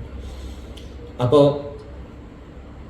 കൃഷ്ണൻ പറഞ്ഞു, ഞാൻ ഒരു ദിവസം നിങ്ങൾക്കത് മനസ്സിലാക്കി തരാം. അങ്ങനെ ഒരു ദിവസം ഇവർ ഇങ്ങനെ ഇരിക്കുന്ന സമയത്ത്, രാധയില്ല, ഗോപികന്മാരിരിക്കുന്ന സമയത്ത്, ഒരുപാട് ഗുരുക്കന്മാർ ഇതിനെ ബോധ്യപ്പെടുത്താൻ വേണ്ടി പറയുന്ന കഥകളാണ് ഇത്തരം കഥകൾ. പറഞ്ഞു, എനിക്ക് ഭയങ്കര തലവേദനയുണ്ട്, ഒരു കാര്യം, എൻ്റെ തലയൊന്ന് ചവിട്ടി തിരുമണം, നിങ്ങൾ ആരാണത് ചെയ്യാന്ന് ചോദിച്ചു. അപ്പോൾ പറഞ്ഞു, അവർക്ക് ഭയങ്കര ഭയം വന്നു. കാരണം കൃഷ്ണന്റെ തല കാലുകൊണ്ട് ചവിട്ടി എത്ര വലിയ പാപമാണ്, ഞങ്ങളാരും ഒരിക്കലും അത് ചെയ്യൂല, നീ എന്ത് പറഞ്ഞാലും ശരി, ഞങ്ങൾക്കത് ചെയ്യാൻ പറ്റത്തില്ല. ആ സമയത്ത് രാധയെ വിളിച്ചു, രാധയോട് പറഞ്ഞു, എൻ്റെ തലയൊന്ന് ചവിട്ടി തിരുമണം, എനിക്ക് തലവേദന. ഒരു നിമിഷം പോലും ആലോചിച്ചില്ല, ആ നിമിഷം തന്നെ തല തിരുമ്മി കൊടുക്കുകയും അത് മാറുകയും ചെയ്തു എന്നാണ് ആ കഥയിൽ പറയുന്നത്. ഇതേ കഥ, ഈ കഥയുടെ ഈ ആശയത്തെ രസകരമായിട്ട് റൂമി പറയുന്ന ഒരു കഥയാണ്. സുൽത്താൻ മഹ്മൂദ് എന്ന ഒരു രാജാവുണ്ടായിരുന്നു. ഈ പേർഷ്യൻ ഇതിലെ ഒരുപാട് രാജാക്കന്മാരുടെ, ഇന്ത്യൻ ഇതിലൊക്കെ അങ്ങനെ രാജാക്കന്മാരുടെ കഥകളിലൂടെ പറയുമ്പോൾ നമുക്ക് കുറച്ചുകൂടി എളുപ്പത്തിൽ ഇത് മനസ്സിലാവും. അതുകൊണ്ടാണ് സുൽത്താൻ മഹ്മൂദിന്റെ ഏറ്റവും പ്രിയപ്പെട്ടവനായിരുന്നു അയാസ്. അയാസ് നല്ല ബുദ്ധിശാലിയായിരുന്നു. അയാസ് ഒരുപാട് ജ്ഞാനമുള്ള ആളായിരുന്നു. അതുകൊണ്ടൊക്കെ പല കാര്യങ്ങൾ കൊണ്ടും അദ്ദേഹത്തിന്റെ മന്ത്രിമാരെക്കാളും പ്രധാനമന്ത്രിയെക്കാളും ഈ പ്രഭുക്കന്മാരെക്കാളൊക്കെ പ്രിയം അയാസിനായിരുന്നു. അയാസിനാണെങ്കിൽ ആളുകൾക്ക് മനസ്സിലാവില്ല, അയാളുടെ പ്രകൃതം അദ്ദേഹം തോന്നിയ പോലെ നടക്കുന്ന ഒരാളാണ്. പക്ഷെ രാജാവിന് ഭയങ്കര പ്രിയമാണ്. എന്തുകൊണ്ടാണ് ഇയാൾ എത്ര പ്രിയപ്പെടുന്നത്? ഇയാൾ എന്നോ കൊട്ടാരത്തുനിന്ന് ഒഴിവാക്കേണ്ട ആളാണെന്നാണ് ഇവർ പറയുന്നത്. ആ സമയത്ത് ഒരു ദിവസം ഈ രാജാവ് ഈ കൊട്ടാര സദസ്സ് മുഴുവൻ വിളിച്ചു കൂട്ടി. സദസ്സിൽ എല്ലാവരെയും ഇരുത്തി, പ്രധാനമന്ത്രിയും മന്ത്രിമാരും പ്രഭുക്കന്മാരും എല്ലാവരും ഉണ്ട്. അയാസ് അപ്പം അവിടെ ഇല്ല. അങ്ങനെ വിളിച്ചിട്ട് അദ്ദേഹത്തിൻ്റെ അമൂല്യ നിധി സൂക്ഷിച്ച ശേഖരത്തിൽ നിന്ന്, അദ്ദേഹത്തിൻ്റെ ആ ട്രഷറിയിൽ നിന്ന് ഒരു അമൂല്യമായ ഒരു മുത്തെടുത്തുകൊണ്ട് വന്നിട്ട് അവിടെ വെച്ചു, വലിയൊരു ഇതിലാക്കിയിട്ട് വെച്ചിട്ട് ഓരോരുത്തരോടും വന്നിട്ട് പറഞ്ഞു, ഇതിൻ്റെ മൂല്യം നിശ്ചയിക്കണം എന്ന് പറഞ്ഞു. ഈ മുത്തിൻ്റെ മൂല്യം എത്ര? അപ്പോൾ പ്രധാനമന്ത്രി അദ്ദേഹം പറഞ്ഞു ഈ മുത്ത് വളരെ അപൂർവമാണ്, ഇതിൻ്റെ മൂല്യം എന്ന് നിശ്ചയിക്കാൻ കഴിയാതെ ഈ രാജ്യം തന്നെ പകരം കൊടുത്താലും മതിയല്ല, അത്രയും വിലയുണ്ടത്. അതിനുശേഷം അടുത്ത ആളെ വിളിച്ചു, അദ്ദേഹം പറഞ്ഞു ഇതൊരു രാജ്യത്തിൻ്റെ ഒന്നുമല്ല, ഈ രാജ്യത്തിൻ്റെ ഇരട്ടി മൂല്യം ഉണ്ടാവും. അങ്ങനെ ഓരോരുത്തരും വന്നിട്ട് അതിൻ്റെ വില കൂട്ടി കൂട്ടി ഇങ്ങനെ പറഞ്ഞു. എല്ലാവരും പറഞ്ഞതിന് ശേഷം രാജാവ് പറഞ്ഞു, ഈ മുത്ത് എടുത്തിട്ട് വെച്ച് ഇതങ്ങ് പൊട്ടിച്ച് കളയണം, ആരാണ് അത് ചെയ്യാന്ന് ചോദിച്ചു. അപ്പോൾ ഓരോരുത്തരും ഇങ്ങനെ ഭയത്തോടെ പറഞ്ഞു, ഇല്ല ഞങ്ങൾ ഒരിക്കലും അത് ചെയ്യില്ല. കാരണം എന്ന് പറഞ്ഞാൽ ഞങ്ങൾ ഒരിക്കലും ഒരു രാജ്യദ്രോഹിയാവില്ല, രാജാവിനോട് എതിര് പ്രവർത്തിക്കില്ല, ഇത്രയും അമൂല്യമായ രാജ്യത്തിൻ്റെ സ്വത്തിനെ പൊട്ടിച്ച് കളയാൻ, ഇല്ലാതാക്കാൻ ഞങ്ങൾക്ക് കഴിയില്ല, അതുകൊണ്ട് ഒരിക്കലും ഞങ്ങളത് ചെയ്യില്ല. ആ സമയത്ത് അയാസിനെ വിളിച്ചു, അയാസിനോട് പറഞ്ഞു ഈ മുത്ത് പൊട്ടിച്ച് കളയണ്ട. അദ്ദേഹം സമയമൊന്നും എടുത്തില്ല, ആ നിമിഷം തന്നെ അതിൻ്റെ ഒരു ഇതെടുത്ത് കഴിഞ്ഞിട്ട് എന്ത് ചെയ്തു, മുത്തങ്ങ് പൊട്ടിച്ച് കഷ്ണാക്കി കളഞ്ഞു. അപ്പോൾ ആളുകൾ, ഈ മന്ത്രിമാരും കൂടെ ഉണ്ടായിരുന്ന ആളുകളെല്ലാം എന്ത് ചെയ്തു, അതിനെ ഭയങ്കരമായിട്ട് പുച്ഛിച്ചു. ഇദ്ദേഹത്തെ നിങ്ങൾ എന്ത് പണിയാണ് ചെയ്തത്, ഇത്രയും ദ്രോഹം ചെയ്യാതെ ആളെ കണ്ടില്ലേ, ഞങ്ങൾ ആദ്യം പറഞ്ഞല്ലേ ഇദ്ദേഹം ഇത്രയും മോശമായ മനുഷ്യനാണെന്ന് ആദ്യമേ പറഞ്ഞതല്ലേ. അപ്പോൾ രാജാവ് പറഞ്ഞു, ഇദ്ദേഹത്തോട് ചോദിച്ചു, എന്താണ് നിങ്ങളിത് പൊട്ടിക്കാനുള്ള കാരണം? അപ്പോൾ പറഞ്ഞു, അങ്ങയുടെ പ്രിയം എന്തോ അതാണ് എൻ്റെ പ്രിയം, അതിനപ്പുറത്ത് എനിക്കൊരു പ്രിയമേ ഇല്ല, അതിനപ്പുറത്ത് എനിക്കൊരു വാക്കില്ല, എനിക്ക് മറ്റൊന്നുമില്ല. എൻ്റെ പ്രിയം അങ്ങയുടെ പ്രിയം, അത് എന്ത് എതിരാണെന്ന് എന്തും മറ്റൊരു ചോദ്യവും ചിന്തയുമില്ല. ഈ സമർപ്പണത്തെ, ഇതാണ് രാധ അതിൻ്റെ ഏറ്റവും പൂർണ്ണ പ്രതീകമാകുന്നത് എന്തുകൊണ്ട് വെച്ചാൽ സമർപ്പണത്തിൻ്റെ പൂർണ്ണ പ്രതീകമാകുന്നത് അവിടെയാണ്. അവിടെ പിന്നെ വേറൊരു ചോദ്യമില്ല, എന്താണോ പറയുന്നത് അത് ആ പ്രിയന്റെ പ്രിയം എപ്പോഴാണോ സമ്പൂർണമായിട്ടും അനുരാഗിയുടെ പ്രിയമാകുന്നത്, ആ പ്രിയമാകുമ്പോൾ മാത്രമേ അവരുടെ സമർപ്പണം പൂർണ്ണമാകുന്നുള്ളൂ. ഈ ആത്മസമർപ്പണം എന്നത് പൂർണ്ണമാകണമെങ്കിൽ ആ ബോധത്തിൻ്റെ, പരമബോധത്തിൻ്റെ, പരമപ്രണയത്തിൻ്റെ, പരമപ്രണയഭാജനത്തിൻ്റെ പ്രിയം പൂർണ്ണമായിട്ടും പ്രിയമാകണം. അവിടെ മാത്രമേ അത് സംഭവിക്കുകയുള്ളൂ. ഈ സ്ഥലത്ത് ഈ രണ്ട് ധാരകളെ എപ്പോഴും ഇങ്ങനെ ചേർത്ത് പറയേണ്ടി വരുന്നത് അതുകൊണ്ട്. അപ്പോൾ ഈ പ്രണയതലത്തിൽ അല്ലെങ്കിൽ അത്രയും ഈ പരമപ്രണയത്തിൻ്റെ പ്രിയമേതെന്ന് ഉള്ളം കൊണ്ടറിയാനും ആ ഉള്ളത്തിനനുസരിച്ച് അതിനോട് ചേർന്ന് നിൽക്കാനും അതിൻ്റെ നൃത്തത്തിൽ അലിയാനും, ഇവിടെ ഈ രണ്ടും, ഈ കൃഷ്ണൻ്റെ നൃത്തത്തെ നമ്മൾ പറയാറുണ്ട്, അതൊരു പ്രണയ നൃത്തമാണ്. അതിനോട് ചേർന്നാണ് റൂമിയുടെ വേളിംഗ് ഡാൻസ്. റൂമിയുടെ ഒരു വേളിംഗ് ഡാൻസ് എന്ന് പറഞ്ഞാൽ ഈ കുട്ടികൾ കറങ്ങുന്നത് പോലുള്ളൊരു കറക്കാണ്. ആ കറക്കത്തിൽ സ്വയം ഇല്ലാതാവുക എന്നുള്ളത് ഈ മനുഷ്യനെ ഏറ്റവും എളുപ്പമാണ്. ഈ ഇങ്ങനെ ആ വേളിംഗ് എന്ന് പറയുന്നത് തന്നെ ആ നേരത്തെ പറഞ്ഞ ആ വൃത്തമാണ്, വൃത്ത നൃത്തം എന്നും പറയും. നേരത്തെ പറഞ്ഞു അതിന് ആദ്യം അവസാനം എന്ന് തന്നെ എല്ലാം വൃത്തങ്ങളാണ്, പൂജ്യമാണ് പൂജിക്കപ്പെടുന്നത്. യഥാർത്ഥത്തിൽ നമ്മൾ പൂജ്യത്തെ അത് ശൂന്യതയായിട്ട് കാണാം. കാരണം അത് ഈ മായയെ ബോധ്യപ്പെടുത്തുന്ന വലിയൊരു അക്കമാണ് യഥാർത്ഥത്തിൽ പൂജ്യം എന്ന് പറയുന്നത്. ആ മായ തന്നെയാണ് ഏറ്റവും ഉള്ളതായിട്ടിരിക്കുന്നതും അല്ലെ, എല്ലാ അക്കങ്ങൾക്കും ഉള്ളതായിട്ടിരിക്കുന്നതും അതേസമയം ഏറ്റവും ഇല്ലാത്തതും അത് തന്നെയാണ് എന്ന് ബോധ്യപ്പെടുത്തുന്നതാണ്. വിശുദ്ധ ഖുർആനിൽ പറയുന്ന ഒരു വചനമുണ്ട്, ജാഅൽ ഹഖ്ഖു വസഹഖൽ ബാത്തിലു ഇന്നൽ ബാത്തില കാന സഹൂഖ. ആ അൽ ഹഖ് എന്ന് പറയുന്ന ആ പരമ്പൊരുൾ വന്നെത്തിയാൽ, എപ്പോഴാണോ നിങ്ങളുടെ ബോധത്തിലേക്ക് ആ പരമ്പൊരുൾ വന്നെത്തി കഴിഞ്ഞാൽ വസഹഖൽ ബാത്തിൽ, എല്ലാ മിഥ്യകളും എല്ലാ മായകളും അതോടുകൂടി നിഷ്പ്രഭമാണ്. ഇന്നൽ ബാത്തില കാന സഹൂഖ, എല്ലാ മായകളും മിഥ്യകളും എല്ലാം നിഷ്പ്രഭമാകാനുള്ളതാണ്. അതൊന്നും അവിടെ നിലനിൽക്കാനുള്ളതല്ല, മുഴുവനും ഇല്ലാതാകാനുള്ളതാണ്. രാമകൃഷ്ണ പരമഹംസൻ ഒരു കഥ പറയുന്നുണ്ട് എന്നോട് ചേർത്തിട്ട്. അദ്ദേഹം പറയുന്നത്, ഈ സർപ്പത്തിന്റെ വിഷം ഒരു ഉപദ്രവകാരിയല്ല അല്ലെ, അതിന്റെ പല്ലിൽ തന്നെയാണ്, അതിന്റെ വായിൽ തന്നെയാണ് അത്രയും ഇതായിട്ടുള്ള അപകടകാരിയായിട്ടുള്ള വിഷമുള്ളത്. പക്ഷെ ആ വിഷം ഒരിക്കലും എന്തല്ല, സർപ്പത്തിനൊരു പ്രശ്നവുമില്ല. പക്ഷെ അതേസമയം അത് മറ്റ് ജീവികളിൽ ആ വിഷം ദംശിച്ചാലോ, അപ്പോൾ അതിന്റെ ജീവൻ തന്നെ. അതുപോലെ തന്നെയാണ് ഈ മായ എന്ന് പറയുന്ന, ഇന്നലെ പറഞ്ഞ മായാക്ക ചക്കർ ചലാതാരഹ് എന്നതിൽ ഗീതയിൽ പറഞ്ഞു.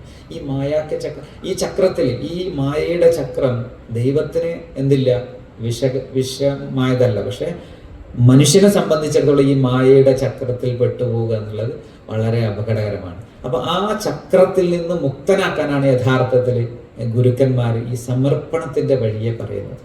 ആ സമർപ്പണം ഏറ്റവും പൂർണ്ണമാകുന്ന തലത്തെ ബോധ്യപ്പെടുത്തുകയാണ്. ആ ബോധ്യപ്പെടുത്തുന്ന ആ നേരത്തെ സംഗീതത്തിലൂടെ, നേരത്തെ നമ്മൾ ഓടക്കുഴലും പുല്ലാങ്കുഴലും പറഞ്ഞൊരു സംഗീതാത്മകമായി അതിനെ രാഗാർദ്രമായി അതിനകത്തിരിക്കുന്ന ഉള്ളത്തെ ഒഴിഞ്ഞുകൊണ്ട് ബോധ്യപ്പെടുത്തി. രണ്ട് ഗുരുക്കന്മാരും അല്ലെങ്കിൽ രണ്ട് ധാരയും, ആ കൃഷ്ണബോധത്തിന്റെ ധാരയും സൂഫിസത്തിന്റെ ആഴവും ഇത് തന്നെയാണ് ആ സംഗീതത്തിലൂടെ ഓടക്കുഴലിലൂടെ ചെയ്തത്. മറ്റൊന്ന് നൃത്തത്തിലൂടെ ചെയ്തു. നൃത്തം എന്ന് പറയുന്നത് ഈ ചലനത്തിന്റെ, ചടുലമായ ചലനത്തിന്റെ നിർത്താത്ത ഒരു ചലനഗതിയാണ്. ഈ ചലനം, നൃത്തത്തെക്കുറിച്ച് തന്നെ സൂഫികൾ പറയുന്ന, അല്ലെങ്കിൽ നൃത്തത്തെ അതിൻ്റെ പൊരുളറിഞ്ഞ, നൃത്തം എന്നത് നർത്തകനും നൃത്തവും രണ്ടല്ലാതാകുന്ന ഒരു മൊമെന്റിനെ അനുഭവിക്കാനാണ്. യഥാർത്ഥത്തിൽ ഈ പ്രപഞ്ചം എന്ന ഈ മായ അത്രയും ആ നർത്തകന്റെ നൃത്തമാണ്. അല്ലെ, ഏറ്റവും എളുപ്പത്തിൽ മനസ്സിലാക്കും. ഒരു കവി എഴുതിയ കവിത, അത് കവിയും കവിതയും രണ്ടായിട്ടിരിക്കുന്നു. പക്ഷെ ഒരു നർത്തകന്റെ നൃത്തം എന്നതോ, നർത്തകനും നൃത്തവും രണ്ടല്ല, അതിൻ്റെ ഒരു ചലനം മാത്രമാണ്. അല്ലെ, അതിൻ്റെ ഒരു എക്സ്പാൻഷനാണ്. ആ ചലനം സംഭവിക്കുമ്പോൾ നൃത്തമുണ്ട്, ആ ചലനം എപ്പോൾ നിൽക്കുന്നോ അപ്പം നൃത്തം നിന്നു. അത് തന്നെയാണ് വേദാന്തികൾ പറയുന്നത്. ആ ചൂട്ട്, അല്ലെ, അതിങ്ങനെ ചുറ്റുമ്പോൾ എന്താണ്, ചുറ്റുന്ന സമയത്ത് ആ വലയമുണ്ട്, അല്ലെ, തീക്കൊള്ളി ചുറ്റുമ്പോൾ വലയമുണ്ട്. എപ്പോഴാണോ അത് നിർത്തുന്നത്, അത് അതിൻ്റെ കേന്ദ്രത്തിൽ തന്നെ ആകുന്നു. അപ്പൊ ഈ മായയെ, ഈ ഹക്കിനെയും ബാത്തിലിനെയും, സൂഫികൾ രണ്ട് വാക്കാണ് ഉപയോഗിക്കുക, ഇബ്നു അറബിയൊക്കെ ഉപയോഗിച്ചിരിക്കുന്ന വാക്ക്. അൽ ഹക്ക് എന്ന ആ ബോധ്യത്തിലേക്ക് എത്തിക്കഴിഞ്ഞാൽ, ആ ഹക്കിനെ ബോധ്യപ്പെട്ട് കഴിഞ്ഞാൽ അത് ഏകമാണ്, പരമമാണ്, അത് മാത്രമേ ഉള്ളൂ. ലാ മൗജൂദ ഇല്ലല്ലാഹ് എന്ന് പറയും. അള്ളാഹു അല്ലാതെ ഒരു ഉണ്മയും വേറെയില്ല. ആ പരമമായ അത് മാത്രമേ ഉള്ളൂ. അതേസമയം അത് ചുറ്റുന്ന സമയത്തോ അവിടെ ഈ ബാത്തിലുകളെല്ലാം ആവശ്യമുള്ളതാണ്. ഈ മായകളെല്ലാം അനിവാര്യമാണ്. ആ മായകൾക്ക് അപ്പുറത്തേക്ക് അതിനെ ബോധ്യപ്പെടുത്താൻ വേണ്ടി ഈ അനുരാഗി എന്ന ബോധത്തിന് മാത്രമേ പ്രണയഭാജനത്തെ പ്രാപിക്കാനാവുള്ളൂ. അവിടെ രണ്ടായിട്ട് നിന്നുകൊണ്ട് തന്നെ ഒന്നാകുന്നതാണ്. അപ്പൊ ആ നൃത്തത്തിലൂടെ ആ കൃഷ്ണന്റെ ആ പ്രണയ നൃത്തവും റൂമിയുടെ വേളിംഗ് എന്ന് പറയുന്ന ആ സമ എന്ന് പറയും. സമ എന്ന് പറഞ്ഞാൽ ശരിക്കും ഒരു റക്സ് ബിസ്മിൽ എന്നൊക്കെ സൂഫികൾ പറയും. ഈ സമ എന്നുള്ള വാക്ക് തന്നെ ഈ ഒരു ശ്രവണത്തിൻ്റെതാണ്. ഈ മസ്നവി തുടങ്ങുന്നത് തന്നെ ബഷ്ണു എന്ന് പറയുന്നത്. ബഷ്ണു എന്ന പേർഷ്യൻ വാക്കിൻ്റെ അർത്ഥം നിങ്ങൾ കേൾക്കുക എന്നാണ്. അതൊരു ശ്രുതിയാണ്, അല്ലെ. ഈ ശരിക്കും ജ്ഞാനമെല്ലാം ശ്രുതിയായിട്ടാണ് വരുന്നത്. ഗുരുക്കന്മാരിലൂടെ കേട്ട് വരുന്ന ഒരു ശ്രുതിയുടെ ഒരു പരമ്പരയാണ്, കേൾവിയാണ്. ഈ കേൾവിയുടെ സവിശേഷത എന്താണെന്ന് വെച്ചാൽ, ഈ ആത്മാനുഭവത്തെ, ഒരു ഗുരു അനുഭവിച്ച ആത്മാനുഭവത്തെ, അതിൻ്റെ ബോധ്യത്തെ, ആ പ്രണയപൂർണതയുടെ ആ അനുഭവത്തെ ഒരിക്കലും മറ്റൊരാൾക്ക് പറഞ്ഞു കൊടുക്കാൻ സാധിക്കുന്നതല്ല. സാധാരണ വേദാന്തികൾ പറയാറുണ്ട്, ശർക്കര കഴിച്ച ഊമയെ പോലെ എന്നൊക്കെ പഴയ ഭാഷയിൽ പറയാറുണ്ട്. അപ്പൊ അങ്ങനെ ഒരിക്കലും നമ്മൾ അനുഭവിച്ച രുചിയെ പങ്കുവെക്കാൻ സാധിക്കാത്ത വിധം പറയാൻ കഴിയാത്ത ഒരു അനുഭവമാണ്. ഒരു ഗുരുവിനും അത് പറയാൻ സാധിക്കില്ല. അത് പറയാൻ സാധിക്കാത്ത ഒരു അനുഭവമാണ്. പക്ഷെ അതിനെക്കുറിച്ച് ഗുരുക്കന്മാർ പറഞ്ഞ്, ഈ പറയാൻ പറ്റാത്തതിനെ കേൾക്കാൻ സാധിക്കുമല്ലോ. വളരെ രസകരമായ ഒരു സാധനം. പറയാൻ പറ്റാത്ത ഒന്ന് കേൾക്കാൻ സാധിക്കും. ആർക്ക്? അത് കേൾക്കാനുള്ള ഒരു റിസെപ്റ്റിവിറ്റി ഉള്ള ആളുകളുണ്ടാവും. അതാണ് ശിഷ്യൻ എന്ന് പറഞ്ഞാൽ. ഗുരു പറയാത്തതിനെ കേൾക്കാൻ ഏതൊരു നിമിഷമാണോ സാധ്യമാകുന്നത് അവനാണ് ശിഷ്യൻ. ഗുരുവിന് ഒരിക്കലും പറയാൻ പറ്റില്ല, ഈ അനുഭവത്തെ പങ്കുവെക്കാനാവില്ല. പക്ഷെ ഗുരു പറയുന്ന വാക്കുകളിൽ നമ്മൾ ഒരു സംഗീതം കേൾക്കുമ്പോൾ, സംഗീതത്തെക്കുറിച്ച് തന്നെ പറയുന്നത്, സംഗീതം എന്നത് the pause between two notes, രണ്ട് സ്വരങ്ങൾക്കിടയിലെ മൗനമാണ് സംഗീതം എന്ന് പറയും. അപ്പൊ ഈ രണ്ട് സ്വരം അപ്പുറത്തും ഇപ്പുറത്തും വെച്ചു കൊടുത്ത് എന്തിനു വേണ്ടിയിട്ടാണ്? ഈ മൗനത്തെ അനുഭവിക്കാനാണ്, മൗനത്തെ കേൾക്കാനാണ് സംഗീതം. നമ്മൾ വിചാരിക്കുന്നത് ശബ്ദങ്ങളെ കേൾക്കാനാണ് സംഗീതം. അതുകൊണ്ടാണ് നമുക്ക് സംഗീതം അത്രമേൽ നമ്മെ ധ്യാനാത്മകമാക്കുന്നത്. എന്തുകൊണ്ടാണ്? ആ സംഗീതത്തിനകത്തുള്ള മൗനമാണ് നമ്മൾ അറിയാതെ ഉള്ളിലേക്ക് പോകുന്നത്, ആ മൗനത്തെ ശ്രവിക്കാൻ. അപ്പൊ ഈ മൗനം ശ്രവിക്കാൻ വേണ്ടിയുള്ളതാണ് സംഗീതം. അതുപോലെ തന്നെ ഈ നൃത്തം എന്ന് പറയുന്നത്, ഈ ചലനം അത്രയും എന്തിനാണ്? ആ പരമമായ നിശ്ചലതയെ അനുഭവിക്കാനാണ്. ആ നിശ്ചലത, ഒരു സ്റ്റിൽനെസ് ഉണ്ട്, അല്ലേ? നമ്മൾ കാണുന്നത് ആ ഡാൻസിന്റെ മൂവ്മെന്റ് ആണ്. ഈ മൂവ്മെന്റ് അല്ല അനുഭവിക്കാനുള്ളത്, അതിനകത്തിരിക്കുന്ന ആ നിശ്ചലതയാണ്. അവിടെയാണ് ആ ദൈവികതയുടെ ആ പരമാനുഭവം ഇരിക്കുന്നത്. അതുപോലെ തന്നെ ഈ സംഗീതത്തിൽ നേരത്തെ പറഞ്ഞ പോലെ ഈ ശബ്ദങ്ങളല്ല, അതിനകത്തിരിക്കുന്ന മൗനമാണ്. ഈ മൗനത്തിലേക്കും ഈ സ്റ്റിൽനെസ്സിലേക്കും ഈ നിശ്ചലതയിലേക്കും കൊണ്ടുപോകുന്ന വഴിയാണ്. അതാണ് കൃഷ്ണന്റെ വഴി. അങ്ങനെ തന്നെയാണ് സൂഫിസത്തിലെ റൂമി നമ്മളെ കൊണ്ടുവന്നതും അതേ വഴിയാണ്. അതുകൊണ്ടാണ് ഇത് രണ്ടിനെയും കൂടി ചേർക്കാൻ അത്രമേൽ പ്രിയം തോന്നുന്നത്. ഇത് ആ ബോധത്തെ നമ്മളിലേക്ക് ഉണ്ടാക്കി തരുന്നു എന്നുള്ളതാണ്.